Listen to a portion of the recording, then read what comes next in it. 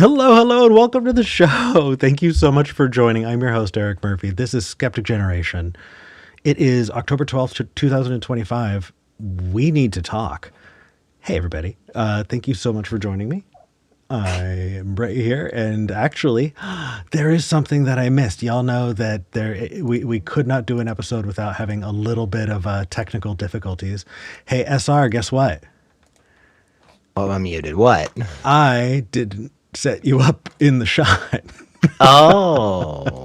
So am I just a floating voice? Oh, man. There we go. Hey, I want it to be all spooky, and like, ooh, it's like ghost time, right? It's like Halloween soon. Yeah. It's been like, what? It feels like over a month since. It's gotta be at least a month. Yeah. Yeah. We've both been running around doing stuff and just had some different things, and it's good to be back on, man. It's really good to have you. What have you been up to? What's new? What's happened in this last 2 months? Oh gosh, I mean, the biggest things, of course, is myself and a couple other people here in Middle Tennessee put on a bunch of different in-person events and stuff. Ones where we're bringing religious people, non-religious people together in various ways, and just trying to get out and grow that community. So that is always a fun thing to do. It's an enjoyable time. We did have, I don't know if I've talked about on this show, we had a discussion between progressive liberal Christians and young earth creationist Southern Baptist conservative Christians titled "Who is a True Christian?"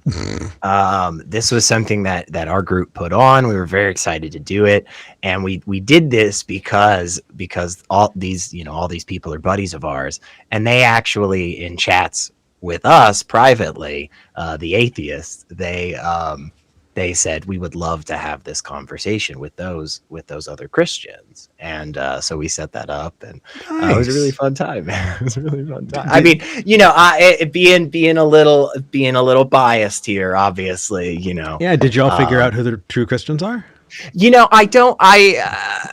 No, I'm not. I'm not sure that we. Yeah, I'm not sure that we got there exactly, but. A lot of the non-religious people were sitting there with their popcorn, very, very excited and had a great time. So, but no, it was a really wonderful event. We always go for our tagline is, challenging yet cordial conversations. So. It's fun, man. We do love enjoy that. it, but yeah. Other than that, I mean, all kinds of other stupid life stuff. You know how it is, man. I do. But, I do. Yeah. No, that's all boring. No one cares about that crap. They just want to hear all the times we're fighting and stuff. So I mean, that's when it's fun, right? I know that I have the most fun when we disagree about stuff. Yeah. But I don't know, man. It feels like, as far as this show is concerned, things have shifted. It's hard not to just focus on and talk about all the stuff going on in the news, because I get it. I mean, living in Portland, Oregon, things are going on down here, and people aren't exactly aware of what's up. But I do want to broaden the scope a little bit. I wanted us to be able to talk about that thing that we love the most, which is talking about philosophy and, what you believe and why, and all of that, and how we can build, shape that into community building. And yet more shit's going on. Weird stuff. It is. I know that I sent you an article, and then something came to mind that I actually really want to talk about. And I gave you absolutely no time to prepare for it, because I'm fantastic at this. I always do extemporaneous. So for people who are not in the United States, Stephen Miller is the White House Deputy Chief of Staff. He's got a pretty important job. And he does lots of interviews. He's got lots of stuff that he's up to. And he did an interview this last week with CNN. Did you see it? No, I did not. I don't want to get a copyright strike for playing the let's not. We don't need to play it. We can summarize it. But he slipped up and said that the president has plenary authority. And then he froze up, and then CNN cut the clip and pretended like it never happened, but it went out everywhere. And so I kind of just want to like let people know who watch this, like there is a big overlap here. I did not understand what plenary authority was. Yeah, I'm looking this until I watched Dogma. Did you ever watch Dogma with Kevin Smith? Oh yeah, Jay and Silent Bob. Do you remember? Yeah. Do you remember the plot of the movie?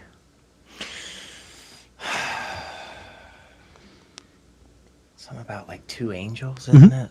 Two angels come down to Earth, and what are they doing? Yeah, remind me. It's been a long time. No worries. So a new pope comes in, wants to give the Catholic Church a facelift, new Christ, buddy Christ, that all of that. You remember that.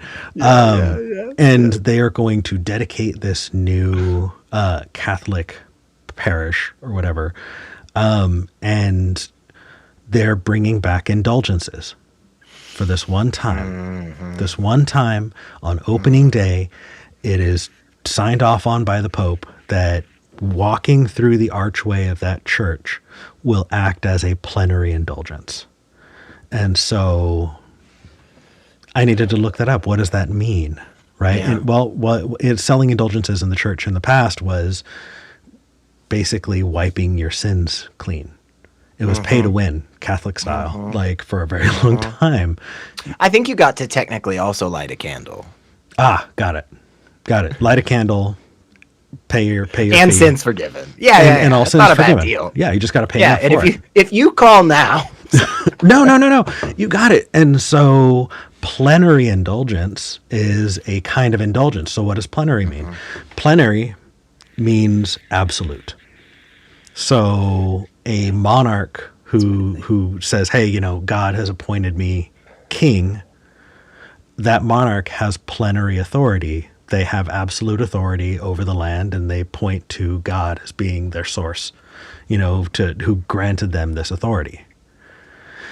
You also see it when it comes to things like interstate commerce in the United States, right? We've got all these different states, and they don't just want to trade with other countries. They want to trade with each other.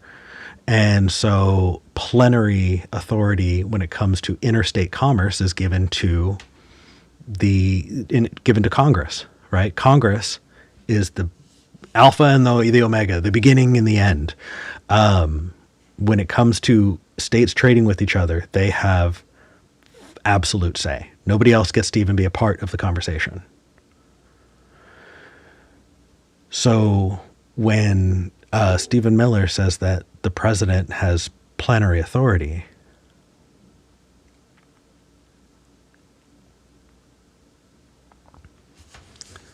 we're talking about a kind of authority that is absolute, that is much more like a divine king than an elected representative. The only elected representative I can think of that has some kind of plenary authority is the Pope. So is Trump the Pope of America? We already have an American Pope. We can't have two. There's never been a schism. This is not something I was familiar with. But I am familiar with the unitary executive theory, which is very much what this this whole administration is in support of, and a lot of the people that support these types of moves in a presidential sense. And it just basically, as has been the case for a very long time in our government, has been moving the powers of Congress over to the president, and that's something that has just been occurring for a really, really long time. And not to be that guy, I gotta be that guy for just a second, okay? This was the shit back in 2016 that I was like, hey, this is the stuff we got to be worried about. Because here's the problem, is that so many of the things that we think are solid in the way our legal system works, they just aren't in any way, shape, or form. And we've just been doing them because the people just wake up in the morning and go, you know what? I'm not going to murder a bunch of American citizens today. I could. It's legal, but I'm not going to do it. And that's bad. And we all need to... Go ahead. Yeah. You need to give a lot more context to that before you wind up with you and me both on a list. So no. Let's contextualize that and not bury the lead. I'm saying that currently in the way that our government is set up, the authorities that Congress and the United States president and just the federal, the executive branch writ large, the powers that they have are already such where they can just run roughshod over our rights. Right. In a lot of ways. I mean, this is something that a lot of people are finding out for the first time about the police, how they just have this immunity thing where it's just like assumed if you kill people in the course of your job, like, actually, that's okay. You're a police officer and you were attempting to do the right thing. And a lot of people are going, whoa, wait a second. Is that right? Is that how that happens everywhere? Is that okay? Like, yeah. And these were the types of boring, deep cut politics that we need to be invested in, you guys. And this is the stuff that it's not sexy. It doesn't, it's not fun to talk about this, but redistricting in a nonpartisan way is something we have to have more conversations about. Yes, because redistricting is the reason why there's a broad grab on authority. Hold on a second. No. It's what? So the fact that redistricting has been considered a political thing and has been allowed to be gerrymandered for a very, very long time in this country, and increasingly so, it has radically shifted. They broke up the only secure seat in Tennessee for a Democrat purposefully. I mean, they completely ripped away our voice and our power in my state in the last election because of that. And that has been one of the biggest reasons why we haven't been able to make progress, despite the fact that 70% of Tennesseans agree on things. Our government is still doing things opposite. So that is something that has had a massive effect. And it's the reason why certain states have been able to avoid a lot of the problems. So a lot of the states out west do a lot better job of that. But again, it's another one of those things that's an unsexy, uninteresting thing that we have to be invested in, because that's what the problem is. So much of our government is only actually holding up by tiny little threads and just people deciding to do the right thing. So, I mean, yeah, this is just another one of those things that's a part of that, just like the unitary executive theory. Just it's a continuation of that, is what I'm trying to say. I get you, and I want to agree that no push back. Tell me I'm wrong. Well, so I had I forget who it was with. I think it was Tori. And we were talking about whether or not the United States is a democracy. And I think the conclusion I came to is the U.S. is a democracy, just like I'm a vegan.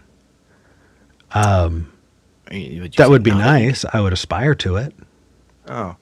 But we're not a democracy. So... the United States is a republic. Why don't you explain the difference? It's basically how the people that represent... Okay, so in both cases, the government is representative of the civilians that make up the populace of the government, but it's the way that you are electing those people, basically. That's a big part of it. So we don't directly elect the people who represent us. Yeah, I mean, not all democracy is direct democracy. No, but this is even not, still. This is not a republic either. I mean, Yeah, it's a we're a republic democratic republic. the But same way that I'm a vegan. oh, okay. Uh, Tell me what. It's an oligarchy. Okay, well, I It's mean, been pay to win for years now. It is not what we yeah. aspire to. It is not what we want. It is not what we want to hold people to. It is not what we want to elect people for. But tell me I'm wrong. Okay, so you're wrong only in the sense of it like being technical about it, right?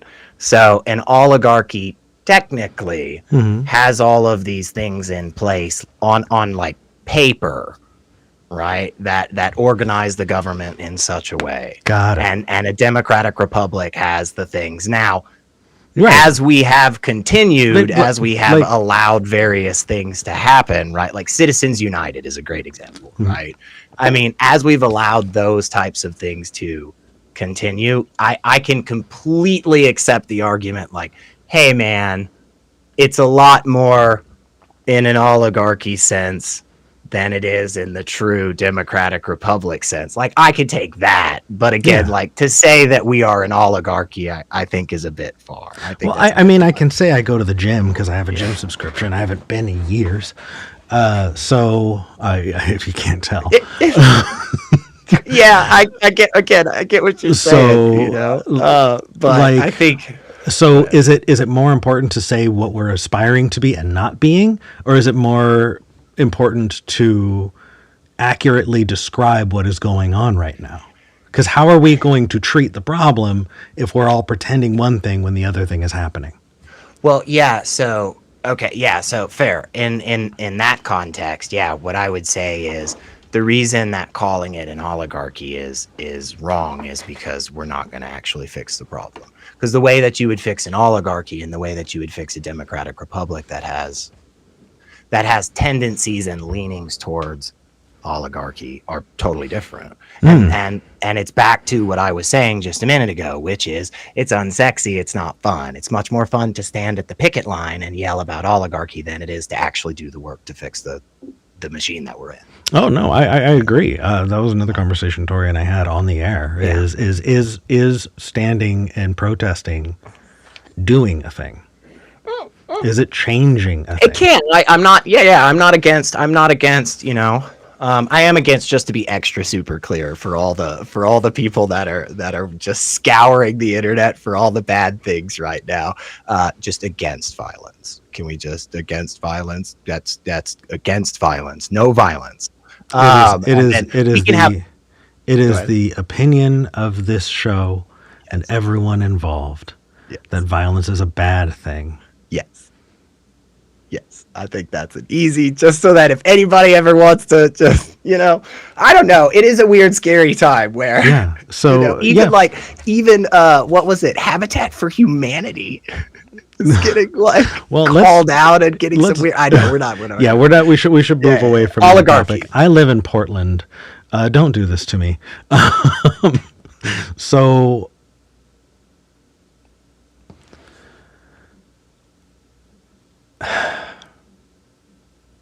I think that I would like to live in a democratic republic. I would prefer to live in a direct democracy. And if we're neither, then I would prefer to choose the latter than the former. I think that we are seeing evidence of oligarchy when we see Elon Musk standing behind Trump's desk with his kid on his shoulders. We're seeing that when Peter Thiel is getting J.D. Vance in the VP seat. We're seeing that when the state is exercising control over the media through what? Through pressuring those businesses and those oligarchs into, doing one thing or the other, right? You can if a media company is really depending on a merger coming up and they don't want to upset the FCC and they want to get their broadcasting license, then they pull Jimmy Fallon or off the air. They pull, they cancel the Daily Show. I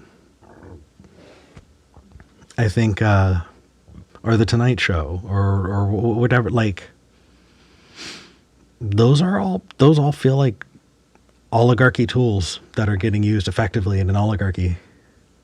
So those things still happen in a democratic republic, just so you know, or they can, right? And sometimes they are good for good reasons. So for instance, let's say there was somebody using an FCC, which is the federal body that takes care of the airwaves, right? They say, hey, there are some things that you just can't talk about on air. Like, for instance, I'll just use the acronym. I think CSAM. You know what I'm saying? Okay, so like, couldn't do that. Broadcaster couldn't just put out that under an FCC license, right? That's good. That's the government pressuring those people to say, don't do that thing, and that's a good thing. And that happens in a democratic republic. Now, there are times where it goes too far. There are times where those restrictions go too far, obviously, and they're telling people, hey, you can't make jokes about Honda on the airwaves. That's crazy. And to be like, whoa, wait a second, why can't I make jokes about Honda? Because they're an advertiser, damn it. See? Now, that's where I would argue, hey, that's gone too far, That's gone too far. That's what we need to, that's the unsexy thing that we have to care about, and we have to. But here's the bigger problem, right? Saturday Night Live, right? For a long time has been this bastion pushing back, telling the corporate big dogs to suck it, right? Mm-hmm. So many other comedic, right? Music, right? Artistry, all of these things for years and years and years have been on the forefront of sticking it to the man. Except that, SNL has been owned by NBC, which has been owned by General Electric their entire existence, which back in the early 2000s was bought out by Comcast. And Comcast and Verizon merged like a decade ago. So, like, who's pressuring who here? Is the government saying anything to tell them to not make fun of GE washers and dryers and that they break down within 30 seconds of you turning them on? No, that's their corporate parent. That's another problem. That's another big unsexy issue. Yeah. These conglomerates that exist need to be broken up again in the same type of antitrust laws. Well, that is interesting. Do you think that maybe those corporations are forming advocacy groups among of course those advocacy groups then become important legislators of course they lobby and stuff. Right? Of course they do. Of course they do. And so would you say that those big corporations are taking roles in government, if not directly, then indirectly? Of course. Because Mussolini came up with a word for that. No. It's still not at the level of oligarchy. No. The word So the blending of government and business when it comes to making money that way, right? He called that fascismo. Yeah. Again, I'm not a fan of. So I'm not in support of this thing I'm talking about. I'm saying it's happening, and it's one of the big problems. And again, I would just say like. That's why I wouldn't use the term oligarchy. I would say, hey, these are the issues that are happening, right? Because again, in theory, it makes total sense and is actually totally right in a lot of ways that private businesses that had the ability would lobby the government. It makes total sense. It makes total sense that these types of partnerships. So people don't think about this all the time, but it's the dumbest little background things in life that happen always. They build a McDonald's in your area, and then they put a stoplight right there, and you go, wow, I guess just the city's expanding. Or did McDonald's make a specific corporate partnership with the city and pay for that stoplight. Yeah. Like, why would they do that? Because if you stop at a stoplight next to a McDonald's, the statistical likelihood of people stopping to get a burger goes up. Okay, so the government and private business have always been intertwined, and that in a lot of ways is very beneficial, because when that's done properly, a business says to the city, hey, I want to expand. I want to bring jobs to the area. And the city goes, great, tell us about those jobs. Do they actually pay a livable wage? And then the business goes, oh, yeah, totally. I mean, of course we do. We care about our workers and we provide these benefits. And the city says, okay, well, what's the environmental cost of it? And the business goes, oh, yeah, well, good. We've taken care of this and we're working on this. That's good. Those are the good times that this stuff happens. And that does happen. But a lot of the times it's not like that, for sure. I mean, well, I think that we're facing. I think that the example of a corporation lobbying to get what it wants, right? Yeah. Or just any group, right? You scratch my back, I scratch yours. That's not democracy. People aren't voting for that. People are pushing whatever buttons they have access to. So I do want to kind of land this plane.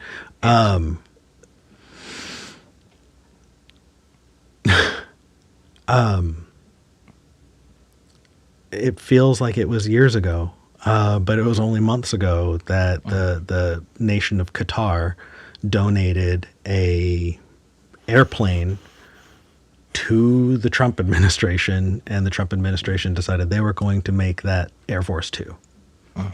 Right? This gilded palace was gifted to Trump, and they all went, yeah, no, that should be fine, I guess.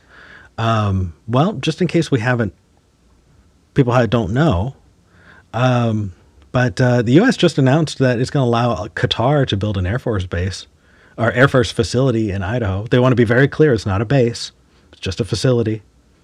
But they're definitely going to be really, really, really big mad in the same way that, as if it was a base, if you, disrespect it. So I know that I sent you this article.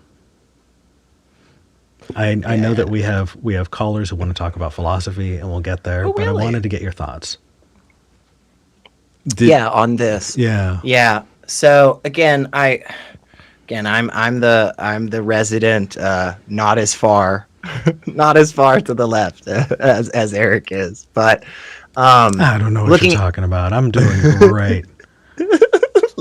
Looking into this, I mean, of course, I do have questions. This is another instance in a long line of instances with this administration, both in the first term and this term, of violating a lot of different things that I think, again, are one of those things that there's nothing really to enforce the emoluments clause. Like, it's there, but there's no reason in the world you didn't have to abide by it, right? For the longest time, it's just we never had a term limit on presidents.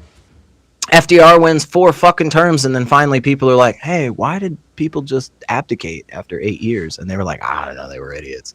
So we put a law in place, and so like. This is another instance of these types of things. I will say, I don't think technically there is anything just yet that indicates corruption in terms of this. This is actually something we have done with a bunch of other nations. Not necessarily nations like Qatar, which has quite a lot of documented human rights problems and is a really bad. Look, I'll never forgive Qatar after FIFA, okay? So I'll never forgive them after that fucking World Cup. So if we're talking about like why it's being established, do you think there may be a connection between Qatar buying a Air Force Two for the president and getting this? So yeah. Again, I'm totally in line. Like I absolutely think there is something to that. I think the problem is we currently don't have any evidence that is overwhelming to give us that authority to say definitely that's happened, right? That's all. It's not. Sure. I'm not saying that. I'm not saying there's not smoke here. I'm just saying I don't think currently we've gotten a fire in the legal sense, which is frustrating. Which again is one of the things that it is not sexy. It is not fun. It doesn't make the headlines. But these types of things have happened in our government and are allowed to happen in our government because we refuse to actually get invested on the nitty gritty level and figure this stuff out and say, well, wait a second. Like, how do you decide this? And it's like, oh yeah, the president just picks. I was like, really? After a 3-hour closed door meeting and a bunch of like gifts brought to the White House, he just decides it. Nobody what? checks on that. Decides what? Oh, just like what countries were allowed to do military operations and trainings with, or where we're allowed to put bases or send troops, or I mean, just there's thousands of things that would blow people's minds. That it's like, I'm pretty sure that's illegal, and it's like, no, it isn't. No, it's exactly how the government works, actually, and it's always been like this. Like my friend and I were having a conversation the other day about it, something totally different, right? Restaurants and bars in various cities, right?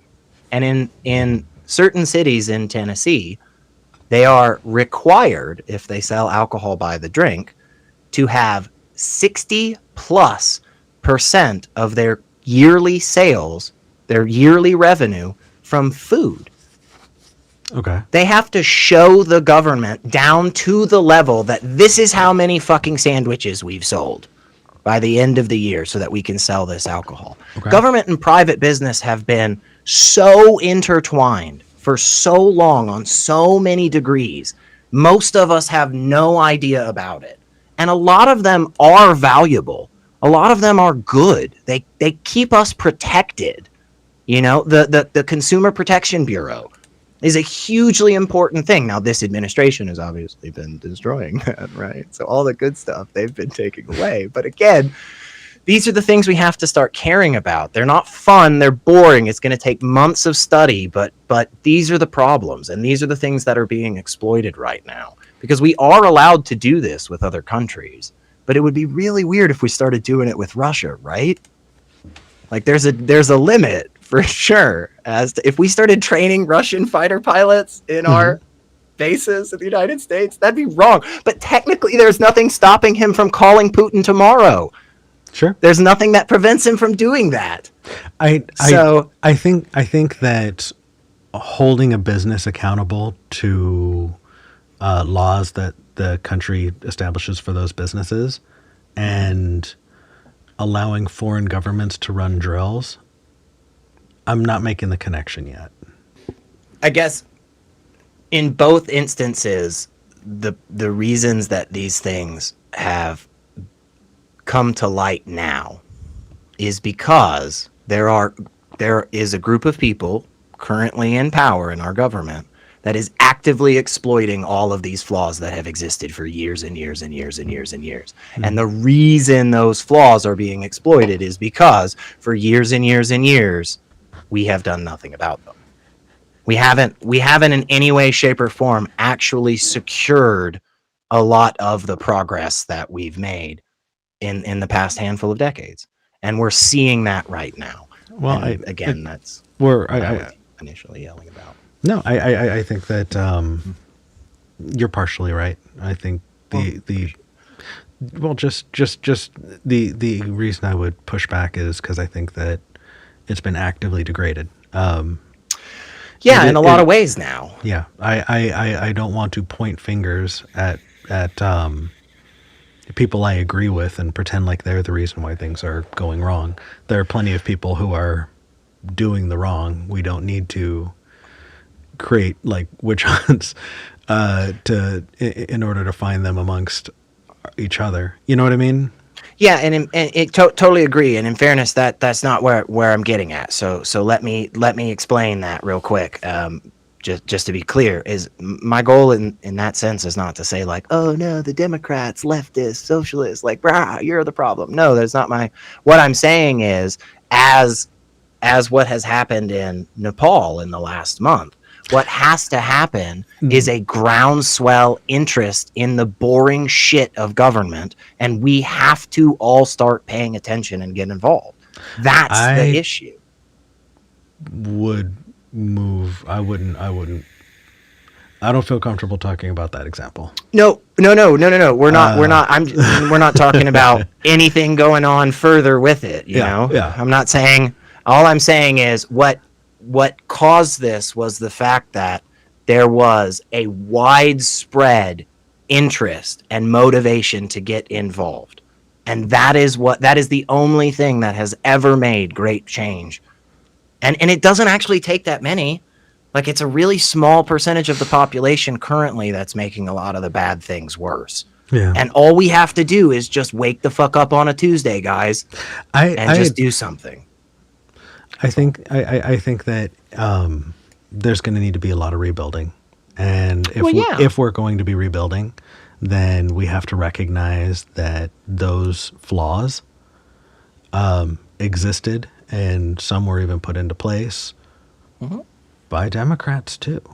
Yeah, don't disagree. And so I don't think it's necessarily even a Democrat versus Republican thing, although the Republican Party has been hijacked. I think, yeah. Anyway, we want to talk philosophy, and I think we should. We've got some callers who've been waiting for 2 months to talk to you. What? 2 months. That's crazy. And I want to make sure that they have the chance. So I'm going to put the phone number out there. We do have callers on the line, but I would love to get other callers coming in. The phone number is 412-SKEPGEN. That's 412-753-7436. Or you can go to tiny.cc/SKEPGEN. That's tiny.cc/SKEPGEN. Our call screener is waiting to talk to you. We'd love to hear from you. To start out, let's talk to a caller in India. Nachiket, you're live on the show. Hello. Hello. Hey. Hi, Eric. Hi, Elliot.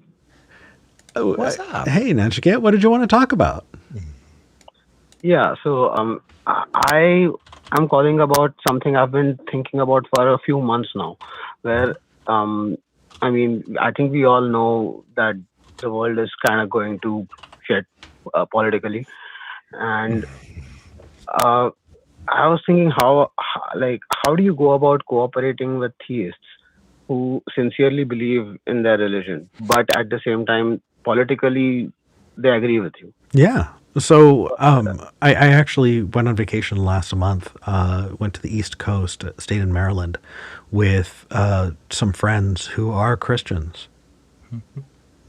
Mm-hmm. And we had a great time.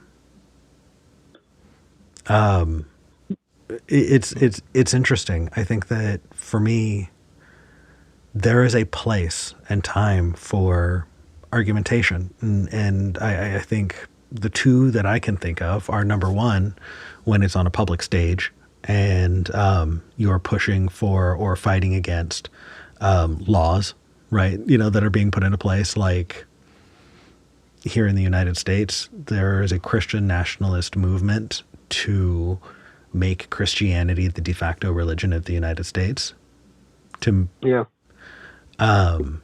Fighting against that, I think, is one of the first, places to really have those arguments. And the other is when you really care about somebody, and you want to talk about their epistemic reasoning, right? Hey, I think you're great, but why do you think this, right? Hey, you're fantastic at everything else in your life, but you're not going to the doctor very often. It sounds like what's going on, and I feel like we try to create these other spaces where argumentation is good, and maybe that's not the tool that we need. What do you think, Elliot? Yeah, I largely echo that. And I guess one of the things that always comes to mind is the thought that, who speaks the language better to the Christian nationalists? Me or a Christian, And the answer is those Christians, right? And they are such a look, let's just be cynical about it. Where's the money? It's in the churches, right? And they're the ones that have had institutional power for quite a long time. Those people that are going to church regularly, waving a pride flag, are the people we need to be allying with right now as non-religious, as secular, as open atheists, you know. Those are the people that are going to, and they have been throughout history. Those types of movements have only been a lot of different movements in the United States for civil rights or union rights, labor rights, you know, all kinds of different changes throughout our country have involved progressive, liberal, you know, religious institutions.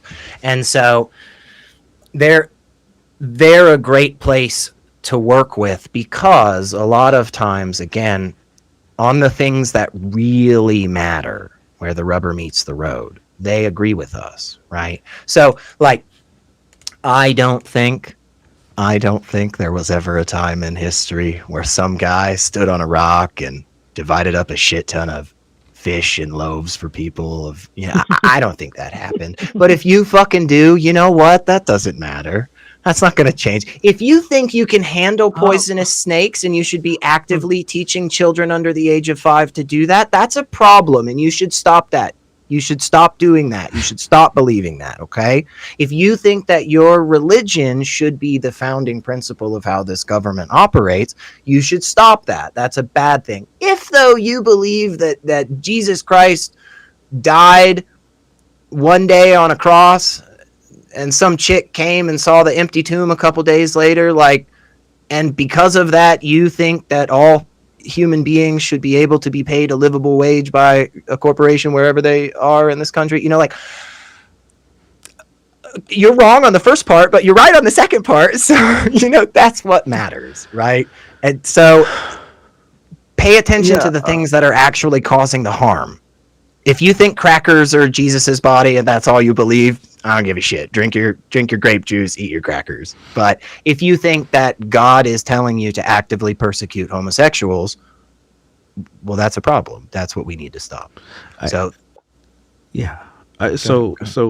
Nachikit, are you in a situation where you have people that you politically agree with but want to talk with them about their religion, or like what?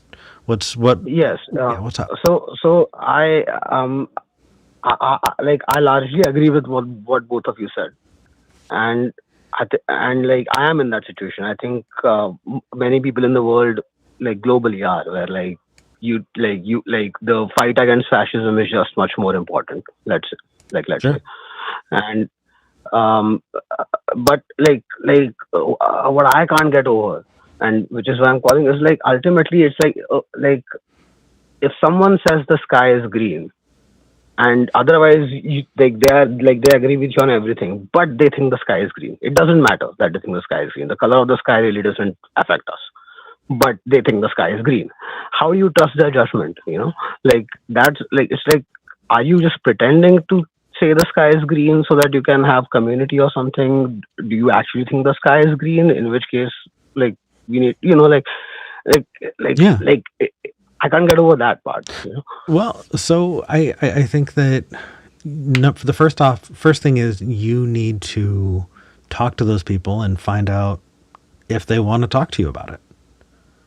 Because if they don't want to talk to you about it, you're not in a situation where arguing is going to help. And when I say argument, I mean like philosophically, like just having the conversation, not like yelling at each other. But I mean, if I'm like it's not about arguing for me as much as it is just about trusting someone's judgment. Yeah. Like, how you trust someone's judgment if you're concerned? You're concerned because in that instant, something that seems so easy and mundane, they've got it so radically wrong. You're concerned that their methodology in other places is also extremely flawed. Yeah. And I would just say, in all honesty, man, you're not religious, right? You don't have to adhere to purity culture anymore. No, but there's no reason in the world that anybody should ever be held to a perfect standard.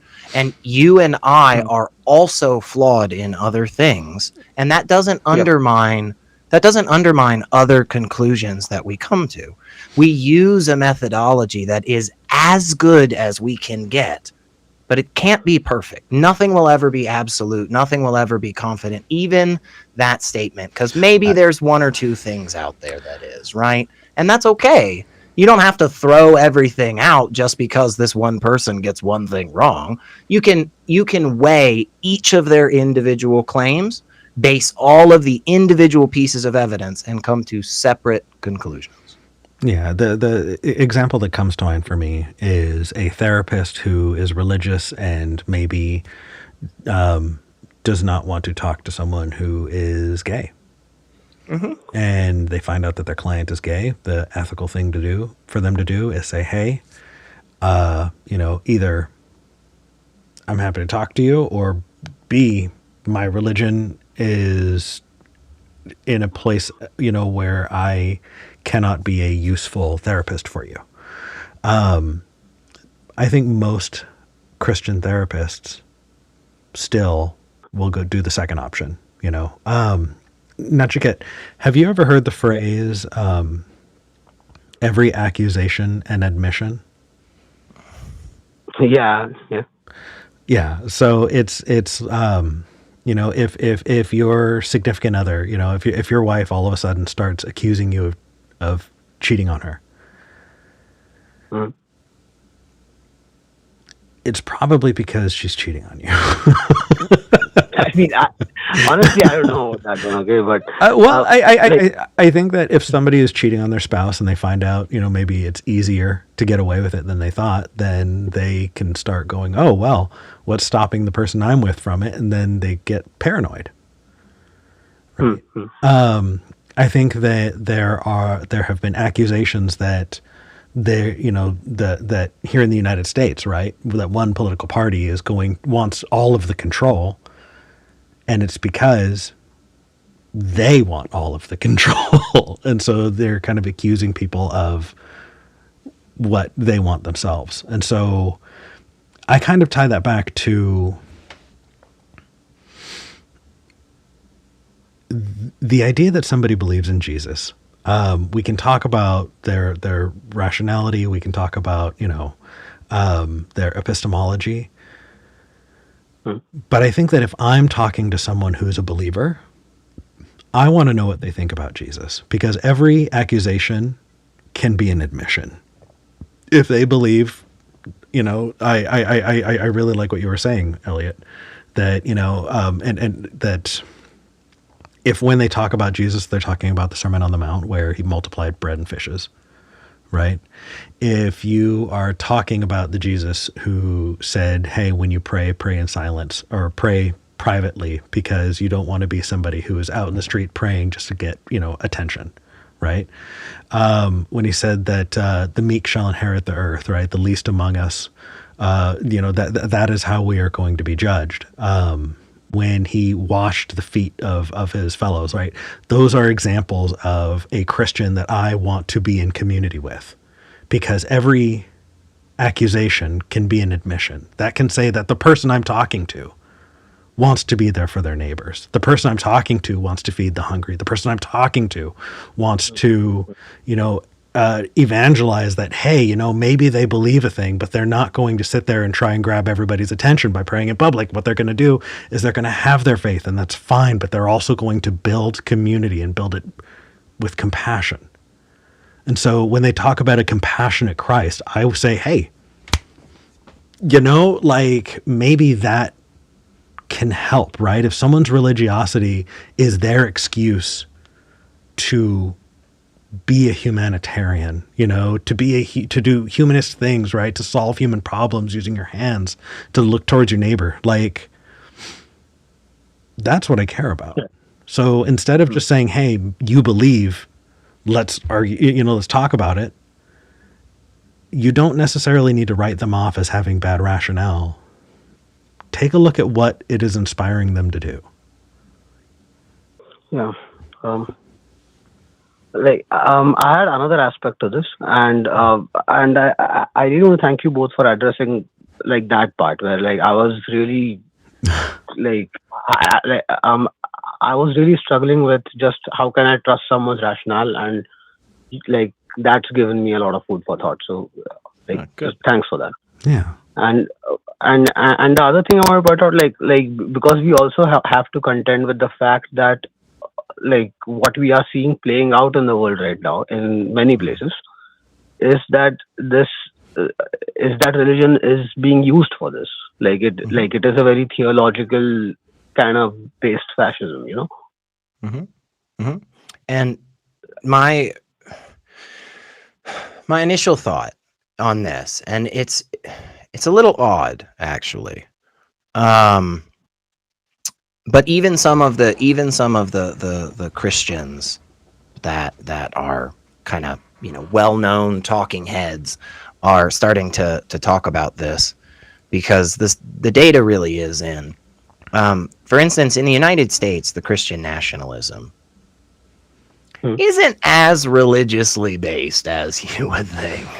A lot of the people don't really go to church. They don't really know jack shit about the basics of Christianity, No but one reads the Gita here. I can yeah, tell you. right. They're using the vehicle. They're using Yeah.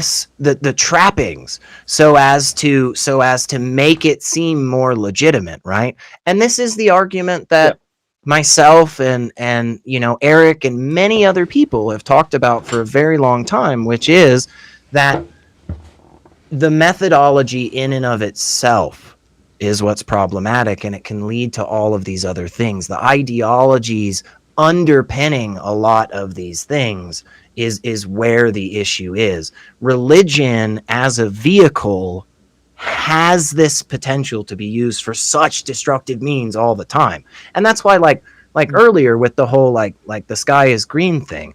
Like, Yeah. come on, what is that? Who's that really hurting? Who does that really affect? Okay, Yeah. totally Yeah. agree. Like, let's work together and make the world a better place. But also, bro, I don't want you to be going around thinking that, because if you are coming to that conclusion, the likelihood of you coming to worse and worse conclusions is higher.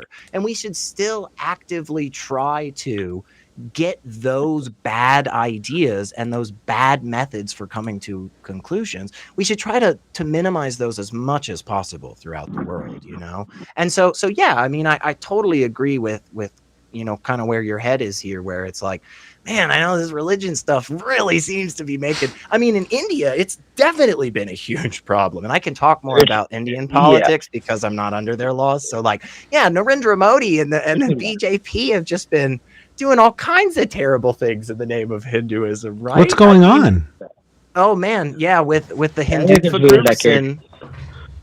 yeah, it's there's a lot, but basically the general gist is Narendra Modi and the BJP are very much doing the Christian nationalist playbook that's been happening in the United States. That's been going on in India for a good few years now, and there's been quite a lot of mob attacks and takeovers of Yeah. various governments and different localities. And oh yeah, it's all this is something that is playing out around the world in different places. I mean, we Yeah. can It's go to happening everywhere, Nigeria. actually.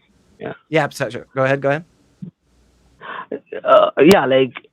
I mean, in India, see, in a way, I follow U.S. politics, and it's heartbreaking to see what's happening there, because I saw it happen here a decade ago.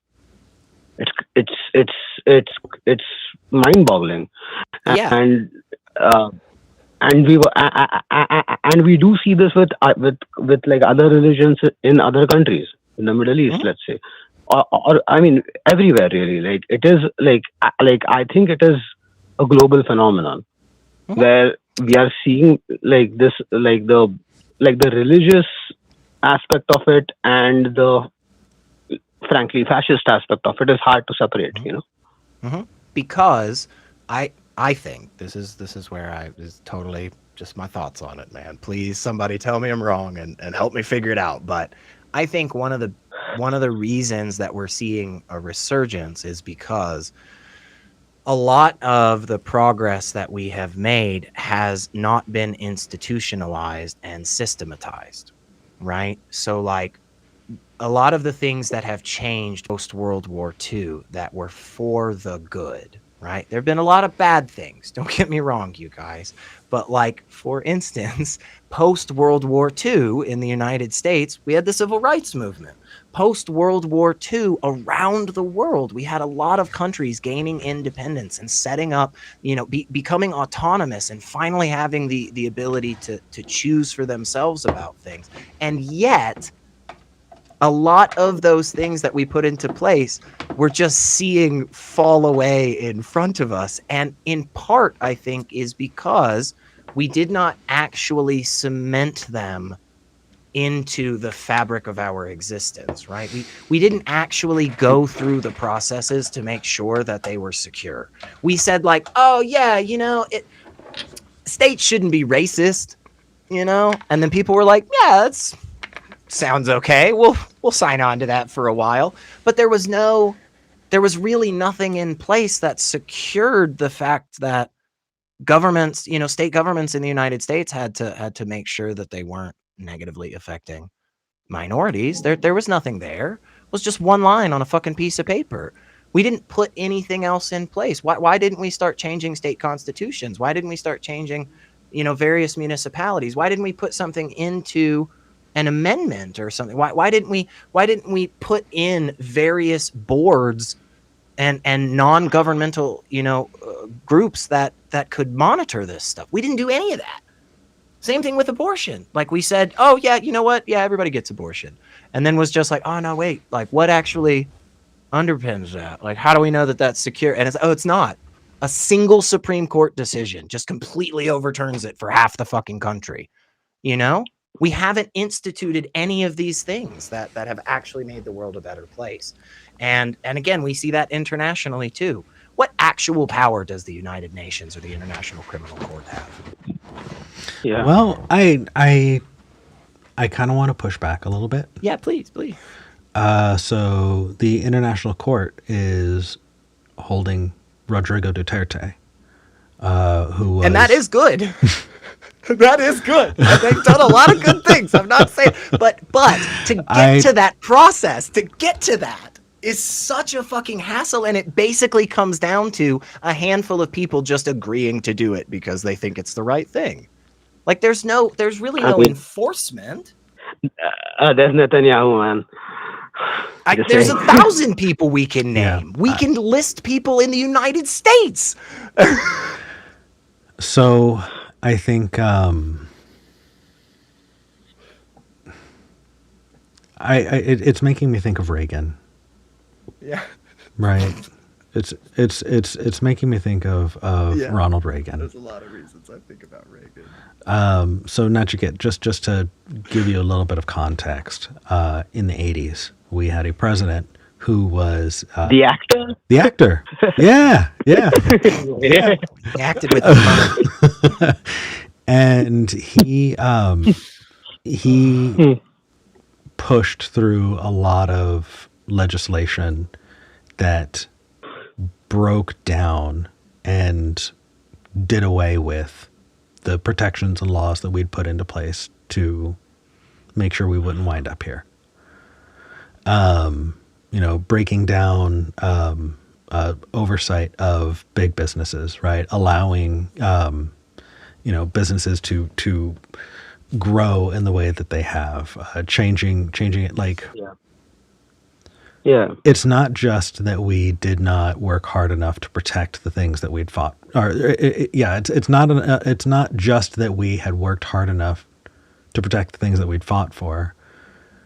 They have been actively eroded and broken down for the past 30, 40 years. Yeah, I think it's a yes and situation. Yeah. I don't think it's one of those things where we say, "Oh, it's just that." No, it's both sides of it. We have to make sure that we start actually putting these things and cementing them in place so that they can't just 10 years from now be exploited and fucking undermined. And also, we need to be calling out the people that are eroding these because they have been. Totally. I think it's a yes and. Yeah.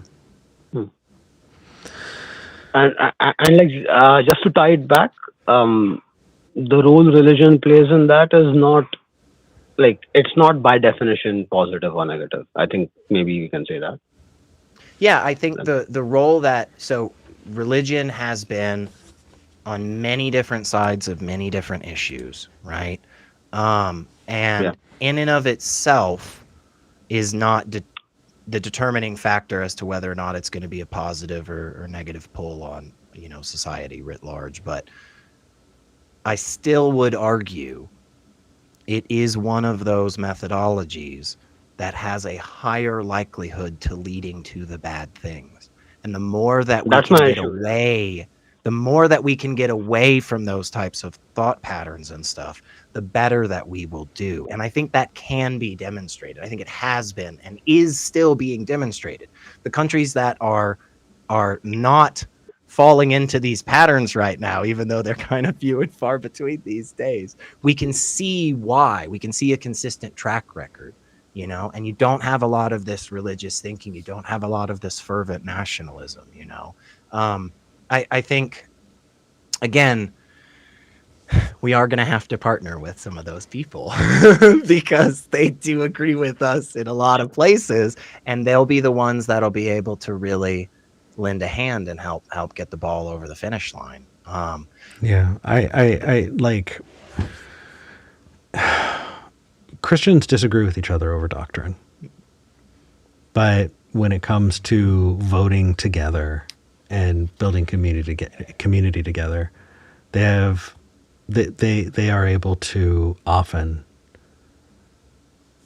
prioritize and go, okay, hey, let's do what we need to do. I would rather be in community with so many more Christians than so many atheists that I've interacted with online.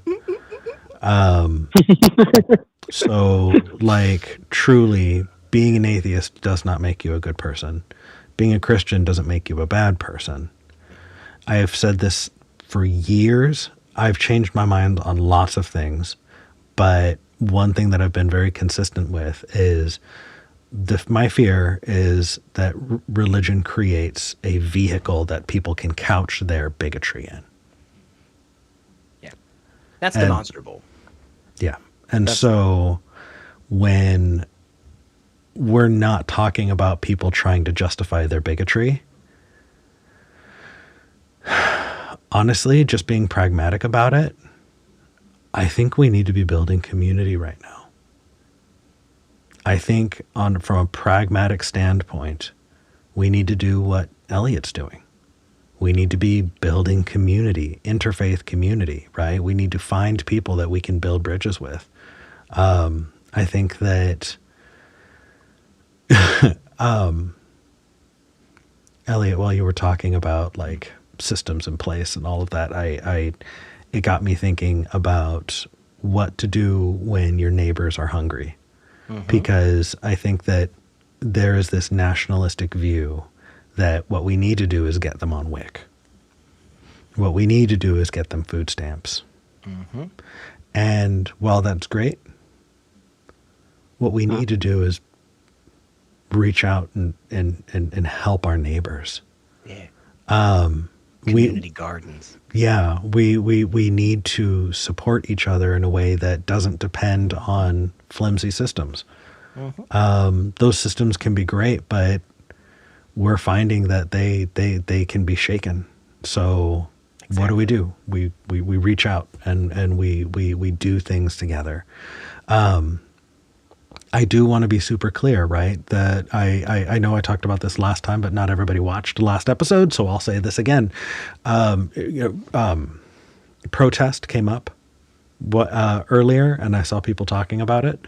I have learned that, like, and this is ties in, I promise. I have learned that the biggest thing most people get out of going to a protest is being in community with each other, finding people who agree with you, finding that you're not alone, finding things that you can do together to grow that community. It's not the people on the streets yelling and holding signs that are necessarily making legislation change, but it is them finding each other to build that community to then voice that opinion, and I've also learned that a lot of things that like I thought that I knew about protesting were entirely wrong. We had a caller last week who called in to check out the no. There is a protest coming up on the 18th. It's called the No Kings protest. They have trainings for people to learn, hey, here's how you can go and do this effectively. And also, if you are going to a protest, make sure that you have standards. Make sure that the people who are leading that protest are trained in nonviolence and how to de-escalate situations, right? A good protest has people who are there to be medics, in case somebody gets hurt, right? They have people there who are trained to, de-escalate and pull people away who are frothing at the mouth and say, hey, dude, knock it off, I think that there's so much to it, and I definitely encourage everybody watching to check it out. Even if you don't go to the protest, have standards for those protests and build community, right? That's another way to build community. I don't give a crap what the faith is of anybody that I meet at that protest. What I see is somebody I can build community with, and that's exciting. Anyway. Yeah. How do you engage with theists that you politically disagree with? Or I'm sorry, with that. I'm reading the what it says here in the notes. How do you engage with theists that you politically agree with? Here's how you engage with them. You build community with them. And then when you're sitting down having a beer together, you say, hey, let's talk about this whole religious thing. Really? Like, why do you think the sky is green, man? Like, why do you think the sky is green? But at the same time, hey, you were right there with me, sweating, doing work to that's make more the important. community better. Because we need to secure the ability to have those conversations first before we can have that conversation and cut off our allies. Yeah. Right? The people right now who are in power, who are making things worse around the world, are attempting to make those conversations not possible. And so we need to have the freedom from religion before you can ever have the freedom of religion. So let's talk about your Jesus crackers tomorrow, man. But today we gotta make sure that we could do that. Yeah. By the way, someone in the chat, Ways to Human, was saying that the ACLU had trainings. Really, there are a lot of places to go to see trainings and to make sure that you're vetting the places that you're going to go if you're going to do something like that. Community action, whether it is protest, whether it's building a community garden, or like Elliot is doing, creating places for people to meet and be in community with each other, to enjoy each other's company. And like, those are perfect. And it's not easy. It takes a lot of work. It takes a lot of time. It takes a lot of money. Yeah. And I get that a bunch of people out there are going to be like, yes, I'm already overstretched, man. I'm already so busy. And I totally agree, right? I know you are. And I'm sorry that that's the case, right? And honestly, I'm just going to say this too, because I really think a lot of us need to hear it. Oh, well, too fucking bad. Get the fuck back up. We need you. Nobody else is doing it. Nobody else has done it. The reason we're in this shit right now is because we've all been too tired. Because none of us have had time for years and fucking years. So let's make the time. Because if we don't do it now, there's no possibility of it ever happening in the future. That is the intent and the goal from the other side. To make it not possible. So, this is it. This is the last chance we got, I think. So hopefully, I don't know. Hopefully we do it. Yeah. Nachiket, I think we're going to let you go, but thank you for calling in. Yes. Oh yeah, and can I just say like one thing before I go? Yeah, what's up? Yeah, like just I think the conclusion I kind of reached based on this stuff, like and especially something that Elliot said really clicked, was that I think ultimately, even if we don't agree on the methodology, the other method, basically, of how you reach certain conclusions. If we know someone who has reached enough conclusions that we agree on most of them, like 99% we just agree on them, we can trust them. We don't need to worry about the 1% of the Jesus crackers or etc. Yeah. What Yeah. matters Yeah. what matters is what matters. And yeah, I mean, so just thanks to both of you. Yeah. Yeah. Thanks Thank for a you. good call. Yeah. Thank you, Yeah. brother. Thanks so Take much, care of man. yourself. You know, I feel like it definitely came from a position of privilege to have, you know, these deep philosophical discussions. And when I am seeing more imminent threat to the well-being of myself and the people I care about, all of a sudden I'm realizing, hey, maybe being pragmatic is a good idea. And I'm embarrassed about that, I think. Well, I don't think you should be. I mean, I I understand. I don't think you should be embarrassed for sure, man. I think I I it's right that a lot of us have that feeling, right? Especially after coming out of something so, yeah. mentally, and emotionally, in a lot of ways oppressive, right? And physically as well for many people, right? It makes complete sense that you wanna, and I want to be super clear. I still think that's incredibly valuable. I think that act alone is something that, I'm gonna be a little tribal real quick, but I think the act of having these conversations alone always works in our favor. Like it's like the house asking some random passerby to play poker. It's always in the house's favor for that guy to start betting, man. And that's how I think this game is played, right? It's always weighted on our side. I That being said, go ahead. so there's an outlier there though that I think contains like one of my biggest issues. And I know that we've had this argument before, right? Yeah. And that is that some people want to have arguments that shouldn't be had. Sure. And so what do you do with people who want to diminish the subject by feeling like it's needs to be argued? Right? Do you argue with them? Is it in our favor to continue arguing with them? Because I think it's actually in their favor to continue to diminish the topic. And I'll give you an example. Right?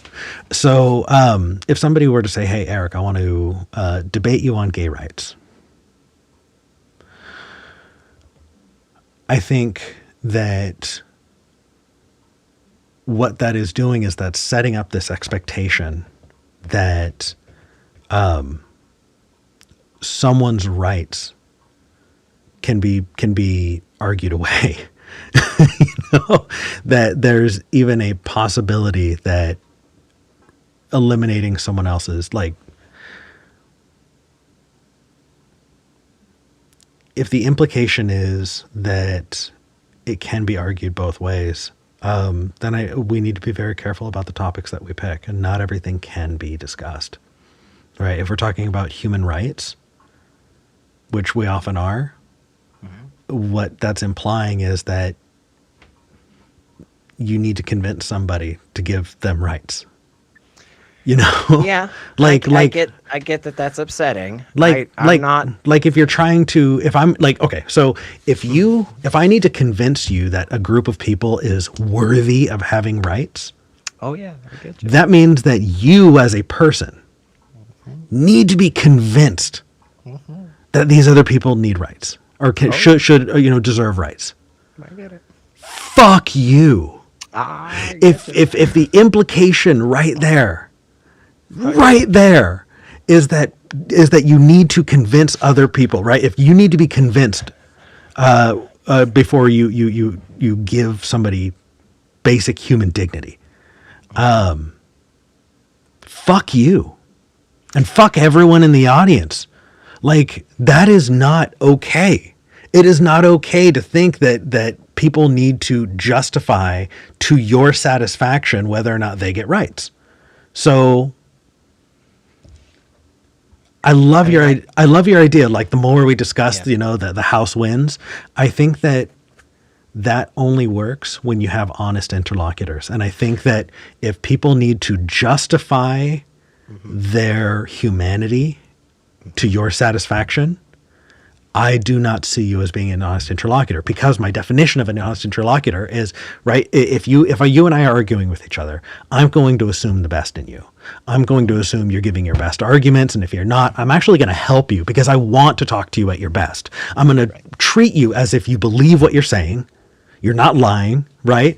That the things you're bringing to me to the best of your ability have been vetted, and that you care and you're willing to change your mind. All of those things are necessary for me to say, hey, that is an honest interlocutor. And you know what? I give you that. That is my present to you every time I argue with you. Hmm. If if you believe that I need to justify my ability to have basic like dignity as a human, you are not gifting that to me. That makes the argument dishonest, and I think that precludes the conversation from ever needing to be had. Right? So Yeah, yeah, I said so a lot. I get, yeah, no, I get, and I get where you're coming from on a good bit of it for sure. Yeah. And I'll say this to start, which is the honest, dishonest interlocutor. Yeah, I mean that's a big part of it, right? I think there are completely, absolutely people out there that have shown that they are dishonest, and they are not somebody that it is worth engaging in. And in fact, I think. Well, I think a lot of atheists online go, you're not being honest, but they don't have an idea of what an honest interlocutor is.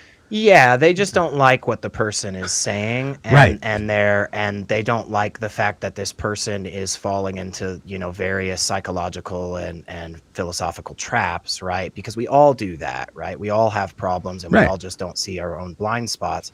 And it's not about them being honest, right? Dishonesty is something different, and dishonesty is something that I don't even remember his Well, federal inmate number, but the federal prisoner that beat up his wife and stuff and has like some dino park wherever. I don't remember his name, but he has an inmate number because he is in fact a bad person. But that guy is dishonest. We don't need to debate him anymore. There's no reason to have a conversation with him. You can just pull out any of the shtick that he's done for 30 years. yeah, Um yeah, and we can define what honest and dishonest mean, right? You're very clearly trying to, you are defining what isn't dishonest, right? If somebody falls into an intellectual trap, yeah. they're still honest. Yeah. They're just falling for something. Right. Or if somebody's a hypocrite, or if somebody You can be is an honest hypocrite. falling into cognitive dissonance, any of those things are not dishonesty. Dishonesty is actually knowing and recognizing and understanding the correct answer and purposefully disregarding that for your own Yeah. answer. Like that is just, and there are people that's not an easy bar to demonstrate a lot of the No. times, by the way, but it can be done and has been done with many people. So in those instances, yeah, I totally am on the side of like, oh, we shouldn't be talking with, and there's a bunch of other names I could name, but naming them just makes them, out there more. So Yeah. why talk about them? but just to like, I'm try to distill that down, right? I think one tool that I'd love to give the viewer is the principle of charitable listening. If you can listen charitably, you can avoid a lot of the pitfalls of being dishonest. And you can also use that as a lens to view someone else and say, hey, is that person being dishonest? And I think that you can list them very clearly. One of them is, do you, I expect that you are telling the truth to the best of your ability. I'm assuming that of you. I'm assuming that you are listening with an open mind. And I'm assuming that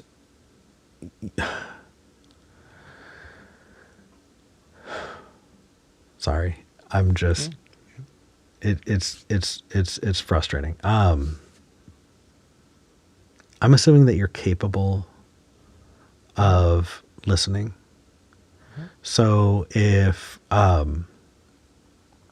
And then I'm also assuming that you're worth talking to, like that you, that I'm seeing you as somebody deserving of dignity and basic human like kindness, Mhm. right? If somebody is not looking at me and saying me as someone, deserving of dignity and kindness, we're not having that discussion. Anyway, I'm losing the thread. Do you want to move on to the next caller? Yeah. Just real quick. Yeah. Just one of the first things you had talked about was about you know, the thought that came to my mind is if we're not having these conversations, what is the alternative in terms of is specifically like human rights?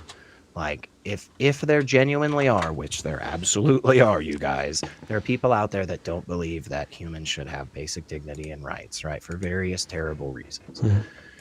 If those people exist and we want to change their mind, which I think is the right thing to do, what are the alternatives if we're not willing to have conversations with those that have shown at the very least or haven't been shown to be dishonest yet? We don't have to talk about those, but I think that's something worth thinking about. If we're not willing to have those conversations with those people, then what is the other ways that we get them to come around, I guess, so, I don't think and you again, necessarily. I don't know, we need, yeah, I don't think you have to. I don't think we needed to convince every person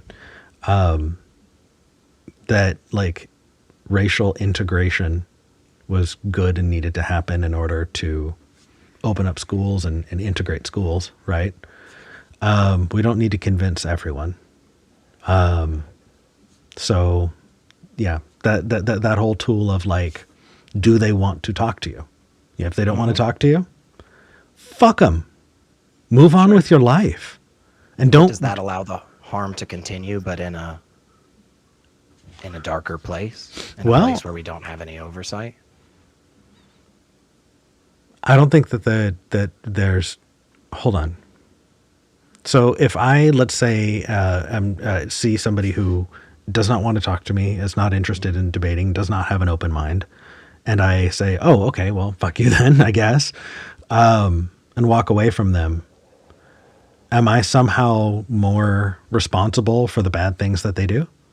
No, that's not what I'm saying. I'm not Okay. saying it's Is responsibility. talking to someone who doesn't want to listen and is not interested at all in changing their mind, is that going to create a better outcome? I'm not saying necessarily. That's not what I'm talking about. Okay. Yeah, neither of those things are So addressing what I'm saying. then what are you talking about? Yeah, so if there are individuals out there, right, that have bad beliefs, right, and are causing harm, Mhm. right, like the instance that you brought up, for instance, is a really good example of the desegregation of schools, right, in Sure. the United States. So what happened was something called white flight, and white flight schools still exist today. One of Yeah. them is very close to where I live, for instance. And it was set up specifically to prevent Black students from going to school with white people.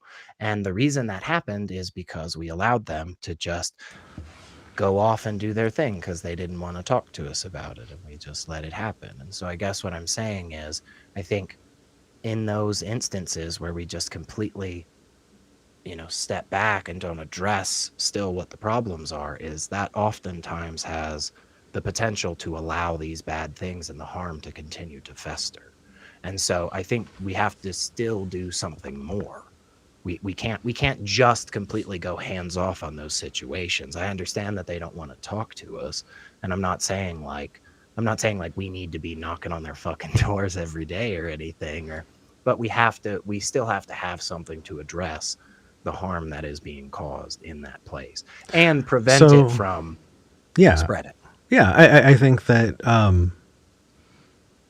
that's why hate crimes are a thing. Sure, that is helpful. Yeah, that's part of the things. Yeah, for sure. I and think we do have a bunch of education materials and stuff for children, and yeah, there is things, and that's, I would say those are good things. I think that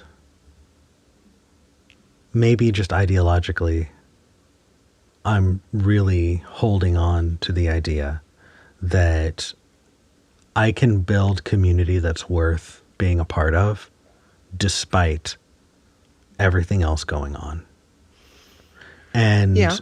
that I don't need to convince somebody who hates me that I deserve human dignity if I'm turning to my neighbor and sharing that kindness with them and I'm in community. Like Yeah. I No, don't I think this is another yes and situation. yeah.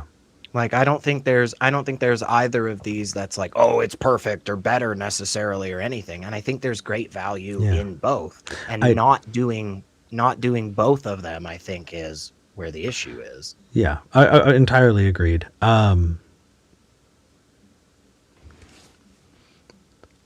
I think in the example that you're giving,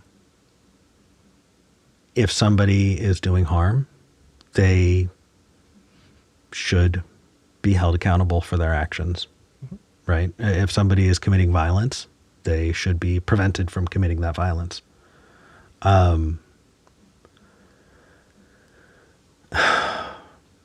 don't know. I think that if somebody is stuck in their ways and not willing to listen, then what you say is, hey, you're going to do you, but if doing you means hurting other people, you're going to go to jail for it. And that's enough for me.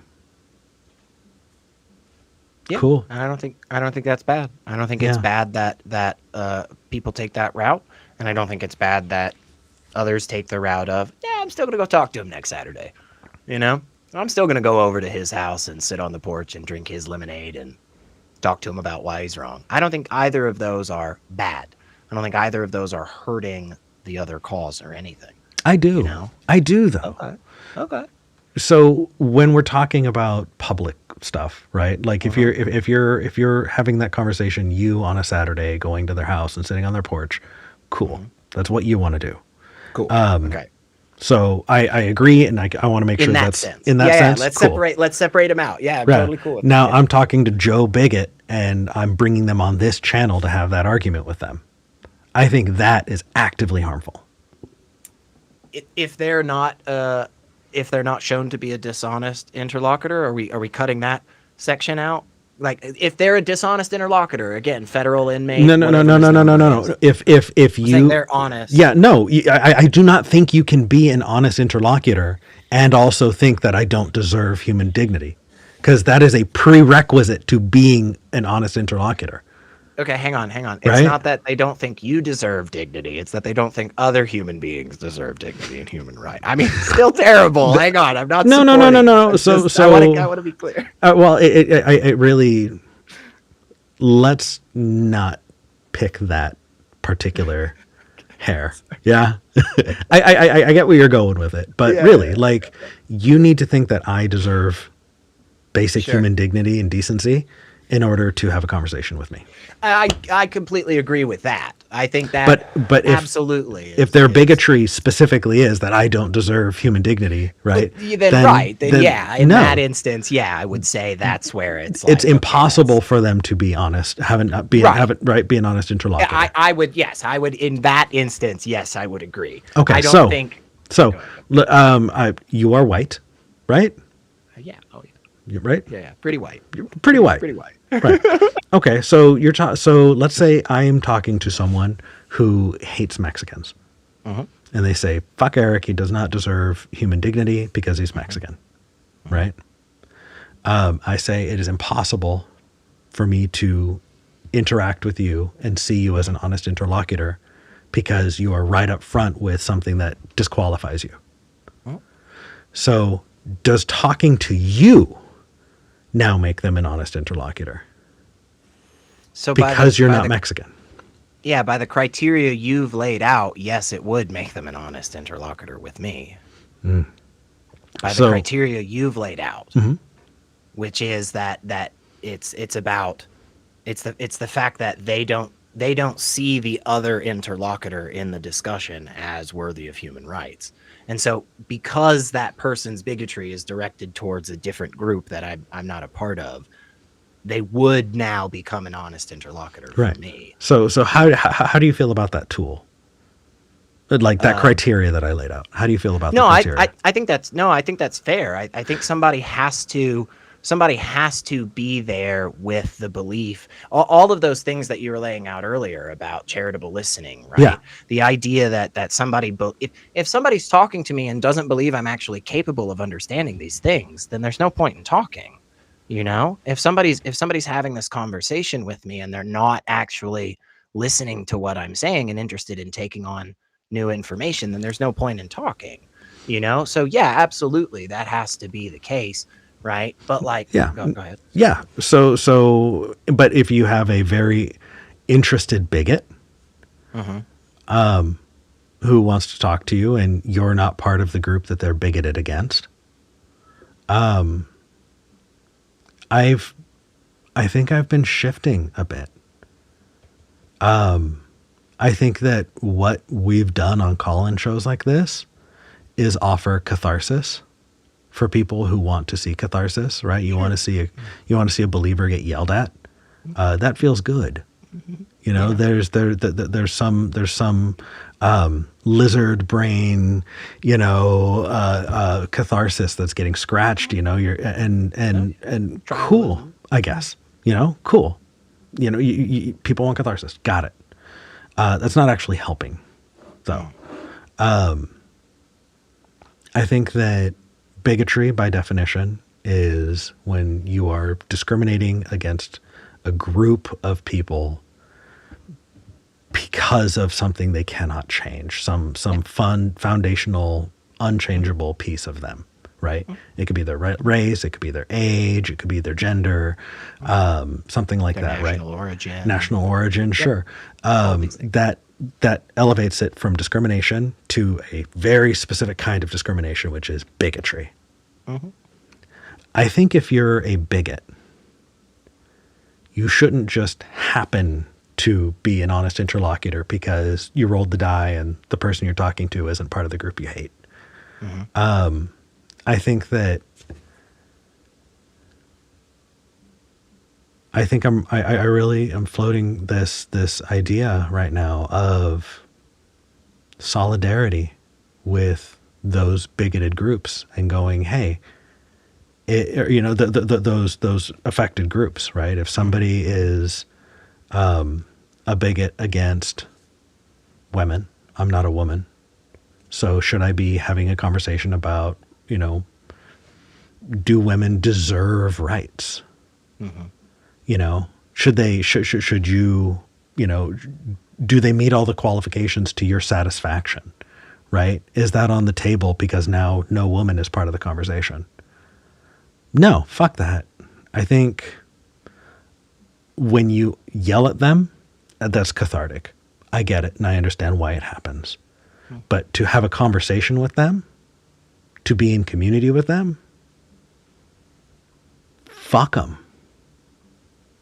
I no. So, let them white flight their way into, whatever they're going to do. But I think maybe solidarity should be a thing. I get where you're coming from. I think. And I think there are two things that come to me real quick. One is, again, the question earlier of, okay, so what's the alternative? And I think there are answers to that. Sure. But I don't know that a lot of those answers, for instance, are very good. And there are some that I outright disagree with, of course. But the other thing that comes to my mind, and this might be splitting too many hairs here, but I do think it's kind of worth it to, in the hopes of toning down the rhetoric and the hatred and the ferocity on many issues and sides these days. I think there is a difference between somebody who is a bigot, outright, capital B, period, and somebody who maybe has bigoted ideas or does bigoted things. I don't think it's a one-to-one.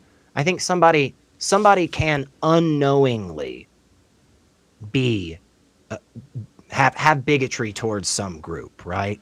They just don't. They just haven't had it challenged and presented to them in a way that they go, oh shit, yeah, I see that. Like, for instance, one of the things that I love to do is somebody will stand up and they'll say, yeah, I really support trans people. I just don't think trans people should be in sports. And I go, okay, interesting thought there. Let's replace the one descriptor here.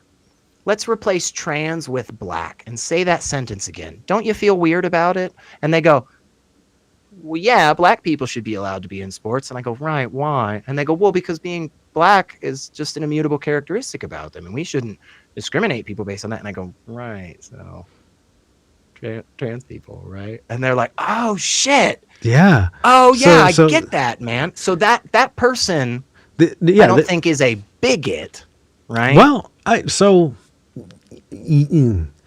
Yeah, see, I said maybe I was splitting too many. No. I think this goes directly in the bucket of you have a personal relationship and you are in community with this person. That is a person I would not be in community with. That is a person you would be in community with. That's fine. But you are having a conversation at the bar. You're having a conversation with somebody that you care about who's open to listening to you. Those are your lines that you get to draw in your personal relationships. And when it comes to the national stage, you're having those discussions, fine. But when it comes to doing a show like this, when you're talking to people that you do not have emotional connection to, and you're not,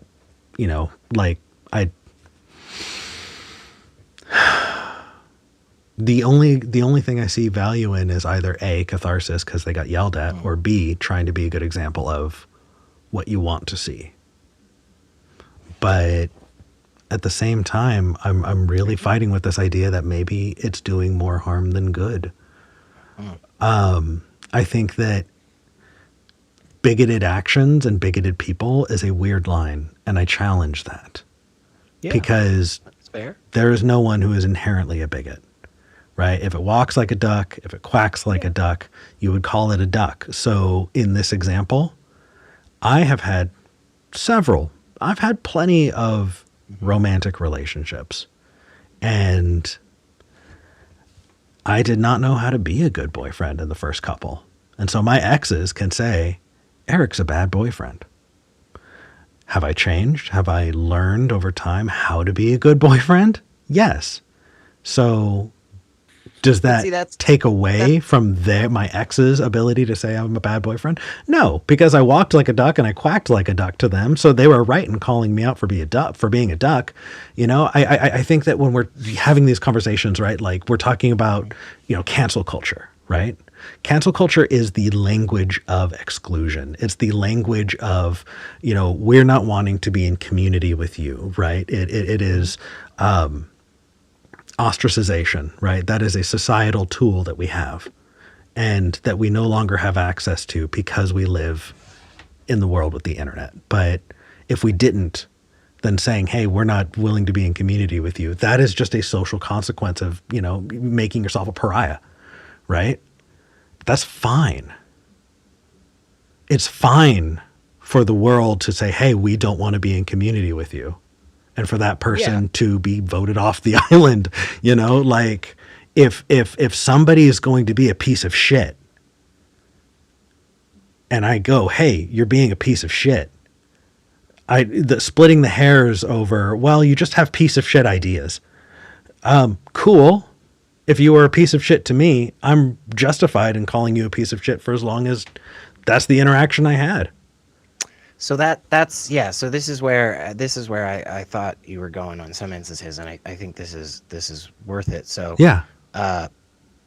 retribution doesn't make the world a better place, and we need to make sure. So it would be wrong for those people in the past. Look, I've been a bad boyfriend. You've been a bad boyfriend. We've just been bad people, right? Sure. Like, we've all done that. Everybody fucking watching this has done shit like that, right? But we can't take this hardcore, absolute, religious, dogmatic stance of Ray Comfort.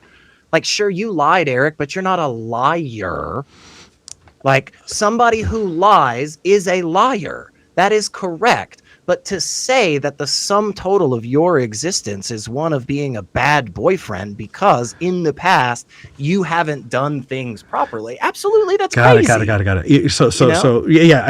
So there's an implication that you're running on that I think if we disconnect it, we're good. Yeah.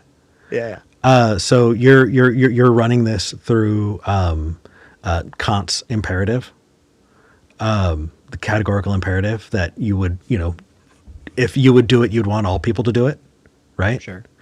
I'm a liar to the people that I lied to. I'm a bad boyfriend to the people I was a bad boyfriend to. In that instance. Yes. And they are justified in thinking that of me. Are they justified in convincing everyone else that I'm a liar? Well, I didn't lie to everyone else. I lied to you. You can call me a liar, can't you? That's fine. Yeah, but that's a consequence of me fucking lying to you. It is a consequence of me being a bad boyfriend to you. Right. But that's why I'm saying, like, so what you're doing there is you're making it so much more you're making it so much more localized, but that's not how you were talking about it a second ago. So as long as you make that clarification, then it's fine. That's fair. Then I'm glad you're doing it. Right. Yeah. As long as you make that clarification that it's localized in that way, then I think, sure, totally fine. But like, again, to say like, okay, let's just say at one point in time, like we were in the car together and you drove poorly or whatever, right? Like to then just say like Eric is a bad driver is just across the board blanket statement. It's like, come on, that's crazy. We had 1 30-second ride down the block together. There's no, did I have a bad experience in that? Yeah, totally. Is that a tie? Sure. I think you're justified in walking away saying that. Yeah, totally. So I that localized piece of it. I think that I am the bad guy in some other people's stories. Of course. And me too. All of us. I think that is just what happens, and if that person doesn't want to be in community with me, that's okay. Agreed. Now, I would challenge all of us. To be willing to revisit those things. I'm not saying always, but I'm saying restoration is better than retribution. Sure. That's all. And also, there are 8 billion people out there. If I don't need to be friends with all my exes, No, of course not. No, so if somebody is a bigot and if they're walking like a duck and they're quacking like a duck, then their bigoted actions are making them a bigot. And to the people that they were bigoted towards, it is justifiable for all of those people to say, hey, that's a bigot. I'm not going to want to be in community with them. Sure. And if they want to revisit that, they can, I guess. But they're justified in coming to that conclusion. I just think if you take that hardcore stance, that is something that ultimately leads us here. And I think that's the reason. I think it is that harder view on that. Yeah. That is the problem that has led us to where we're at. Because what we did a long time ago was we told a bunch of Nazis and KKK people to never talk to us again. And what they do, they grew. And that's what happens all the time. I don't think so. I think that we're in this situation for the opposite reason. We're in this situation because during Reconstruction after the Civil War, a lot of people were not held accountable for what they did. I think that's true too. After World War II, kicking them out of the city and allowing them to build another city just beyond the edge of ours doesn't. No. But it doesn't hold them accountable. But take a look at what happened in Germany after World War II. What happened in Germany, right? The Nazis, most of those soldiers went home. Right? They went home. Went to NASA, actually. Sorry, that's a weird story, but yeah, they went to NASA. But it was very clear. Hey, we're going to teach your children that what you did is a supreme evil. We're going to teach your grandchildren, and it will be known by everyone, whether you want to admit it or not, that what you did is so heinous and vile that it will never be forgotten, and no one is ever going to equivocate with it. That's counter to that example. No, hold a good one is counter to what you're So expressing. what should have happened during Reconstruction is saying the South owning other human beings as slaves is not a difference of opinion. It is vile in the extreme. We are going to teach our children and our grandchildren that what you have done is so vile that there is no walking that back. And I think that a soft approach on that is what led to a generation of traitors teaching their children to be traitors and teaching their grandchildren to be traitors. So I still agree with this point in the sense of like, hey Elliot, this is a better way to do it, and I would just say that's counter to what you're proposing. Is all I'm saying. What you're talking about right there is much more in line with what I'm talking about than what you are. Really? That is not, yeah, because that's not leaving them alone. That's bringing them, that is restoration. That's bringing them back into the community. That has nothing to do with cancel culture. Those people were allowed to have families. They were allowed to exist in the same schools, in the grocery stores. People who get socially canceled aren't taken away their ability to have kids. They're not forcibly sterilized. They're not. You were talking earlier about not interacting, not engaging with these people. Absolutely. That's a personal choice. That's not a law. That's not what's happening in the example that you're talking about in Germany after the war. They're purposefully engaging with them and combating the bad ideas. You think those children that were in Hitler youth camps had an easy couple of years in school? You think they just woke up after the war, after Hitler killed himself? No. The only good action he ever did. And they woke up and they went to school and they said like, oh yeah, put all that stuff behind us. It took years of re-education. Hey, everybody, we're running long. We do have a caller on the line, and I want to finish this conversation because this is really good. I'm so sorry. No. Q's been waiting for over an hour. Thank you. And we are talking to Q. Yeah. Elliot, are you cool to run long? Oh yeah, I got time. I got all the time for you, man. Then we're finishing this first, damn it. So, yes, and if you've become a pariah in your community, that is your community's choice to do that to you. If you've been ostracized because of your actions, that is what the consequence of your actions is. You know what you should do if your community doesn't want you? Find another community.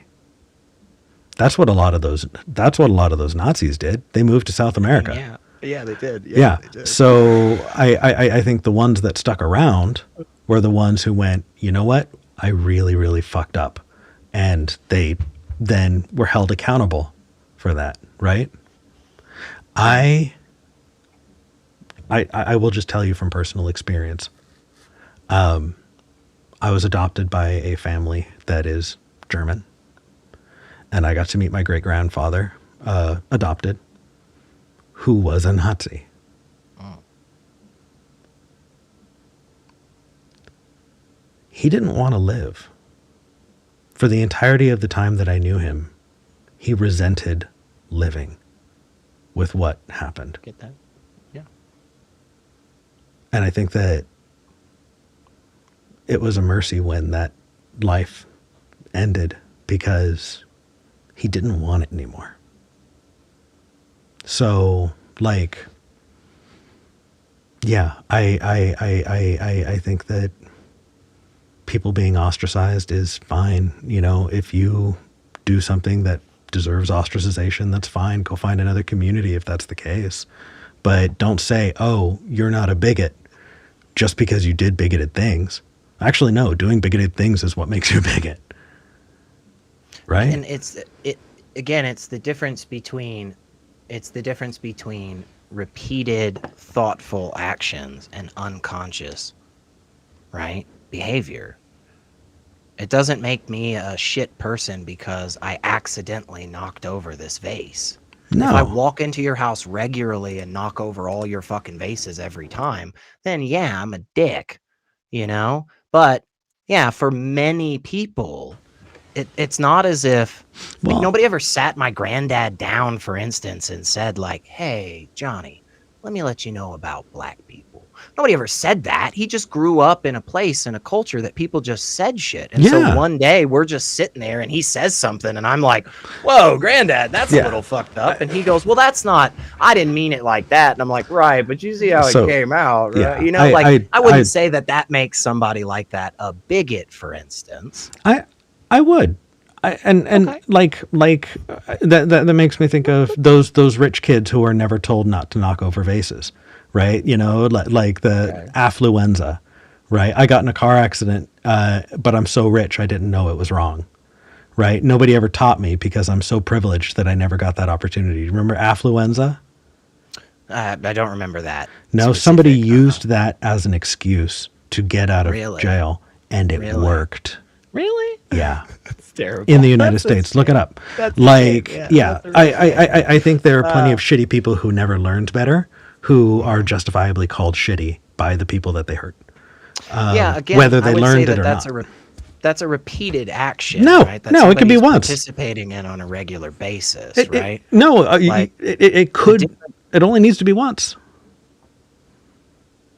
See, I don't think so. I just think that's too hard of a stance, and I think the examples that you have brought up and are pushing for are counter to the outcomes of what you're possibly for. It might that's be. What I'm saying. No, I'm totally open to that being the case, and if that is, I'm happy to think about it. And truly, I just want to talk to you more. You're such a good friend. I know. I just love having these conversations. I love it. I do too. Let's talk to Q. Q has been waiting truly for 2 months to talk to you. Q, you're live on the air. Hello. How's it going, guys? What's up? Hey. Let me make sure that your volume is up. What did you want to talk about, Q? Well, I'll just say first, it's my first time ever calling a call-in show. So, Yay! So this is pretty interesting. I had a topic. What I wrote, the one I put in. So non-theists say that it's okay to say, I don't know. So why isn't it okay when a theist says it? Do you think that's okay? So essentially, non-theists say oh, well, if you don't know the Big Bang, we don't really know. We have a good idea, but we don't know. Mm-hmm. But if a theist were to say oh, well, this is what I believe, but do I know for a fact? Well, not really. That I think it seems a lot of the times that atheists will say well, then you shouldn't believe that if you're not sure. And I guess my argument is that saying I don't know as a theist is perfectly reasonable. So. Yeah, I'll start off by just saying, I totally agree with that. I think as a believer in any God or religion or anything, saying I don't know is always an acceptable answer for everybody and may actually be the best or most honest answer. The reason that I think this comes up more so in a manner against the religious is because of the nature of the claims. Right? Because the nature of the claims are actually undermined by the not knowing, right? The lack of knowledge in these particular instances makes the conclusion impossible for us to reach. Does that make sense? That makes sense. Yeah. Yeah. And so if there were certain claims for the atheists that were like that, like for instance, if I came out here and I said, absolutely 100%, no way, not possible, Jesus Christ never lived as a human being. Not a thing. Couldn't have happened. Well, see, I mean, if somebody says to me, oh, well, how do you know that there couldn't have just been some dude, walking around, and I'm like, oh, I don't know. Well, then it's that undermines that claim, that undermines that stance, If the claim is God is all loving, God is all powerful, blah, blah, blah, and we go, oh, yeah, cool. How do you know that? And you're like, oh, I'm not real sure. And it's oh, see, that undermines that stance. Yeah. Right. I think I don't know should mean pump the brakes. So, I think the moon is made of cheese. How do you know? Well, I don't know. Okay, so then let's not arrange a cheese collection mission to the moon until we know,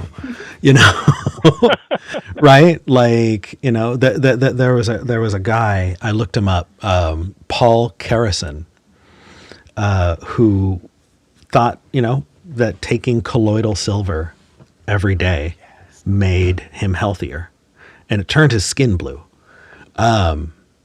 Like if you were to ask him, hey, how do you know that Right. that's a good thing for you? I don't know, but I'm going to do it anyway is a wrong answer. I don't know, but I'm going to do it anyway is kind of dumb, right? Like, I don't know, therefore I'm going to pump the brakes and withhold judgment and action until I have a better idea makes you cautious. I don't know, so I'm going to do it anyway makes you, I think,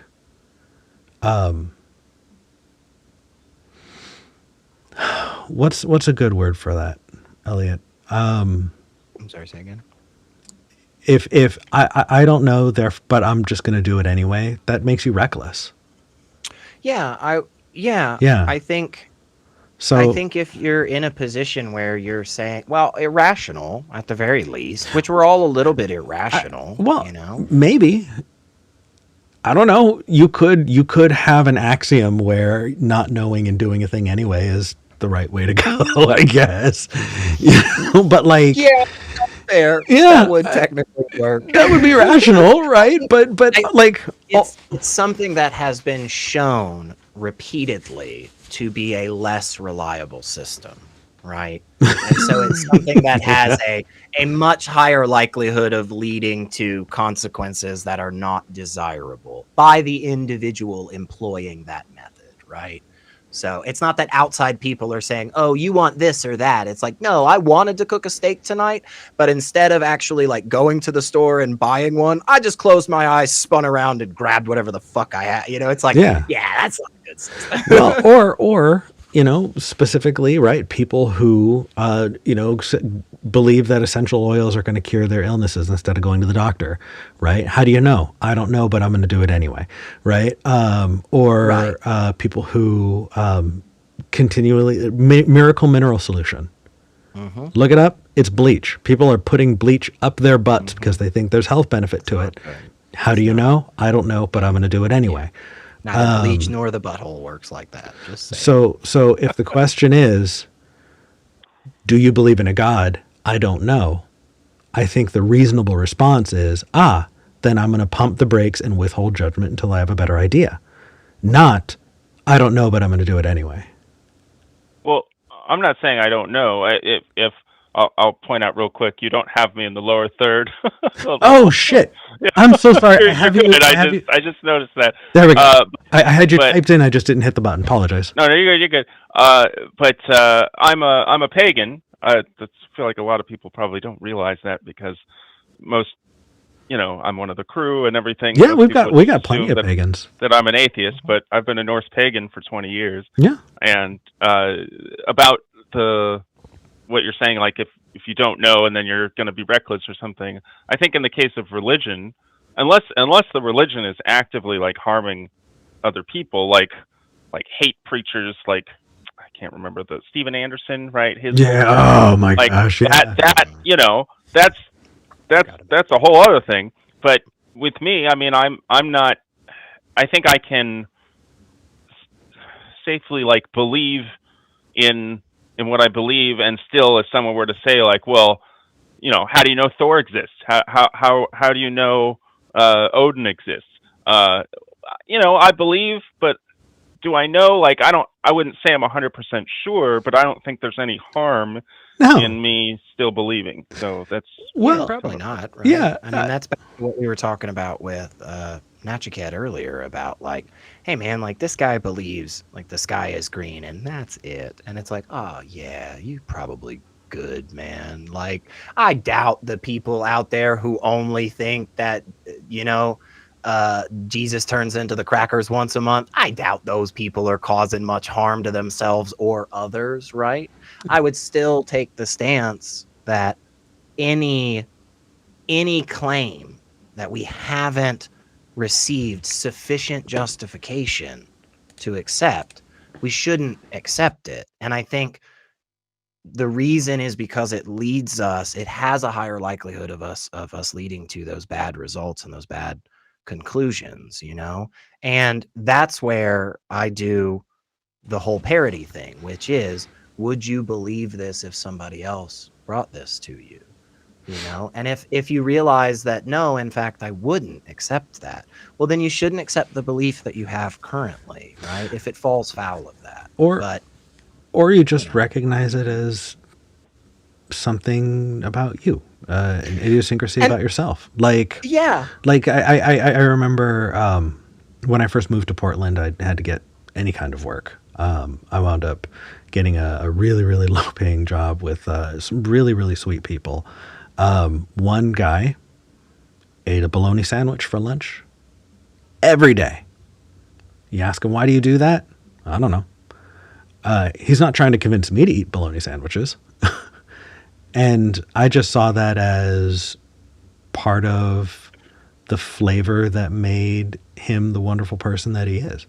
And I do. I adore that guy.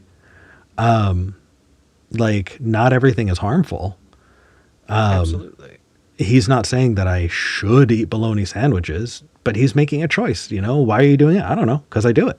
Cool. I get it. Like that just makes you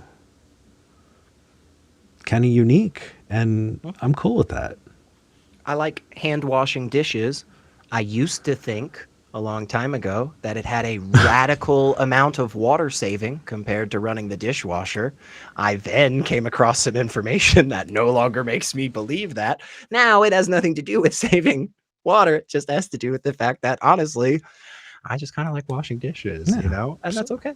so- That's not problematic. So you know? yeah, if you're being a Norse pagan is something that you value, and I go, why do you believe that? And you say, I don't know.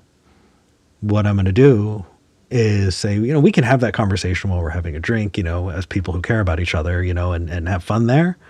But otherwise, maybe that, so long as like you're just viewing that as something about you, then I'm going to accept that thing about you and make that part of accepting you. I should clarify. It's not that I don't know why I believe. It's just if someone were to ask if I have proof or something like that, I would say that I don't have proof, or do you know for a fact that they exist? No, I don't know for a fact. So that's where I was coming from. I know why I believe. I mean, I guess. Yeah, what is kinda that? hard to, Let's explore that if you want. So I was raised Catholic. Mhm. I went through First Communion when I was 9 or 10 or whatever. My mom was very left leaning and everything. She would go to like peace marches during the Bush era and stuff. But at church, we went to church occasionally. It wasn't like a always thing, but she still valued it a lot. But when I was like 10 or 11, I just, you know, as you're growing up, your brain is forming and everything. And I just started thinking, you know, this doesn't make sense. How can God control everything? You know, how can he be responsible for literally everything? Yeah. And I was just thinking, like, that doesn't make sense to me. There's got to be more than one up there. And I explored that as I grew up. And just over time, I when I got into college, I was looking into. I've always been fascinated by religion. It's like one of my like top 5 hobbies is looking up religious stuff.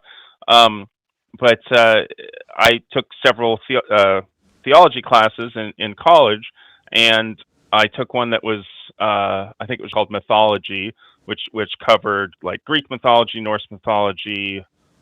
I think there was another like main one we covered. I forget, but yeah, the Norse one just felt right to me. It just felt like this makes more sense to me than others. I'm just trying to think, like, if that is a thing that appealed to you because you like it, then how's that different from my coworker liking bologna sandwiches? Can you elaborate? Yeah. So what I was saying is that, you know, you're doing a thing. That's just what you're doing, and that's what you want to do. Cool. I I think the conversations about proof and all of that really stem from I want you to accept a thing to be true or justifying yourself, right? Like if you don't need to justify yourself as a person to me or anybody else. You are who you are and you don't need to justify shit to anybody. But if you want Right. me to do what you're doing, then asking for justification is reasonable. Yeah, and the only other thing there is if you are saying on a personal level, these are my standards, right? And I'm inviting others to push back when I am not adhering to those standards to shore up my principles and my behaviors, right? If I come up to you one day, Q, and I say, look, I value fair trade practices in the food products that I eat. That is something that is important to me. And I want to know every instance that I've fucked up. And you go, yeah, well, hey, dude, these walnuts that you buy are totally fucking bad, man. You shouldn't do that. Picked by slaves. Yeah, right. Like that's important, right? So if you say to me like, hey, SR, like, dude, I just, I want to have the most solid, reasons and logic, and I want to have all the, it's like, great. Yeah, man, let's talk about that. But otherwise, yeah, it's like, well, my first thing's going to be, are you harming yourself or others? And if the answer is no, then it's going to be like, okay, cool. That's just, Q's a Norse pagan. No worries, Now, what I would push back on, for instance, specifically in that first vein I was talking about, you having a personal, desire to be as accurate as possible with your beliefs or whatever, right?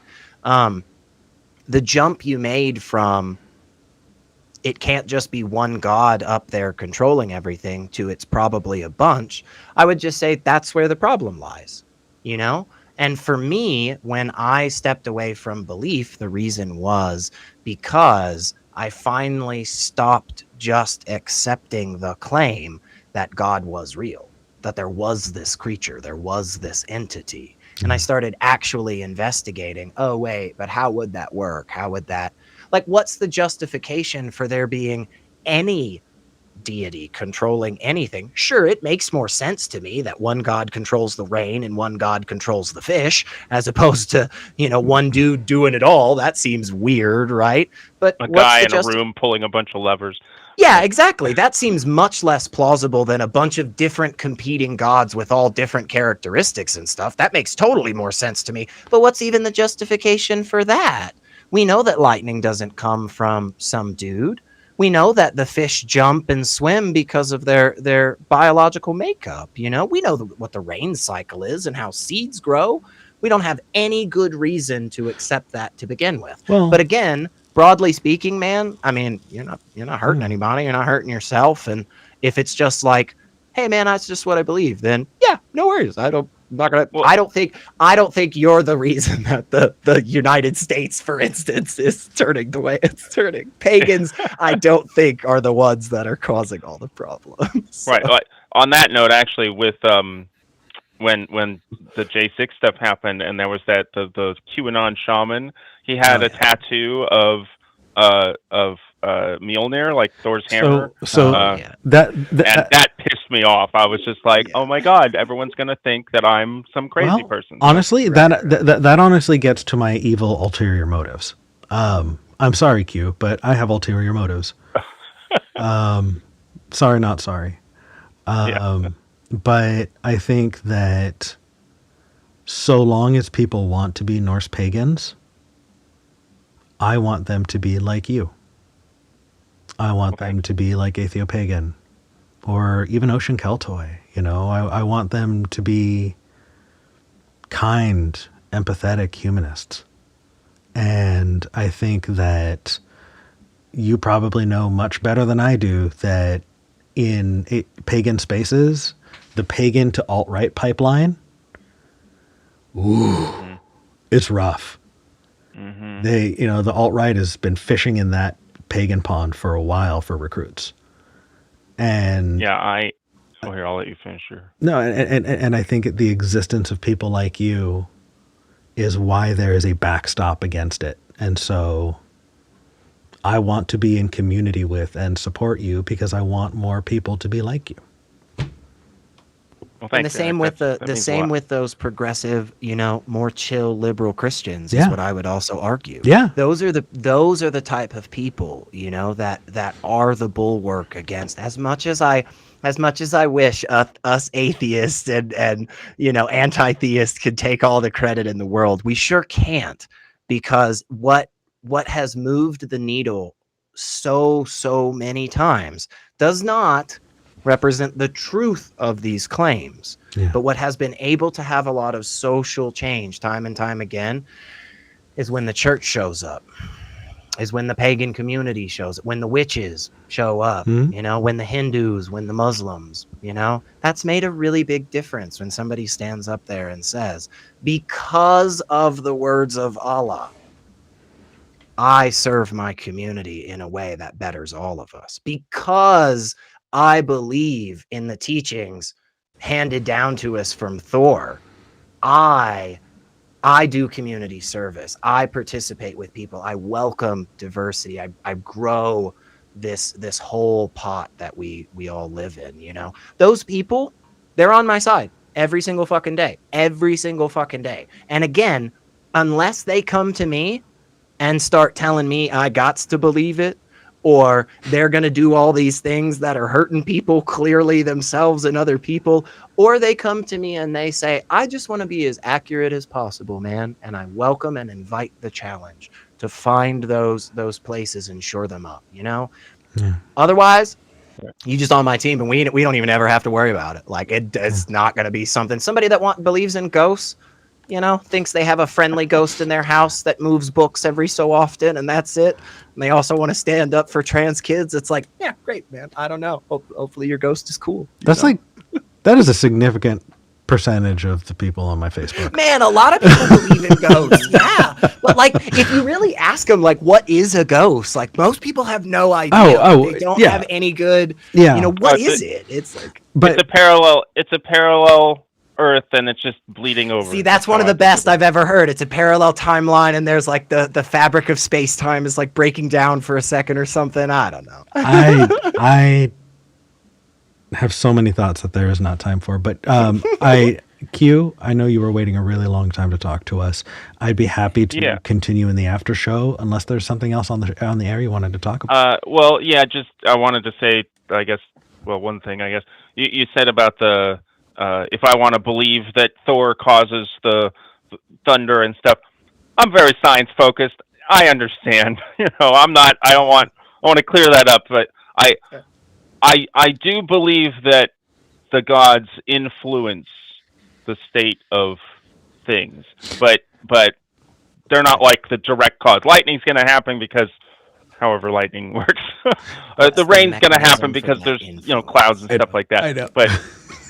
But I still feel like they have some influence, and we can. I realize the show's going on long, so we can talk more in the after show, because I do have some other thoughts to share. And I'm happy to, and we can always continue next time as well. So let's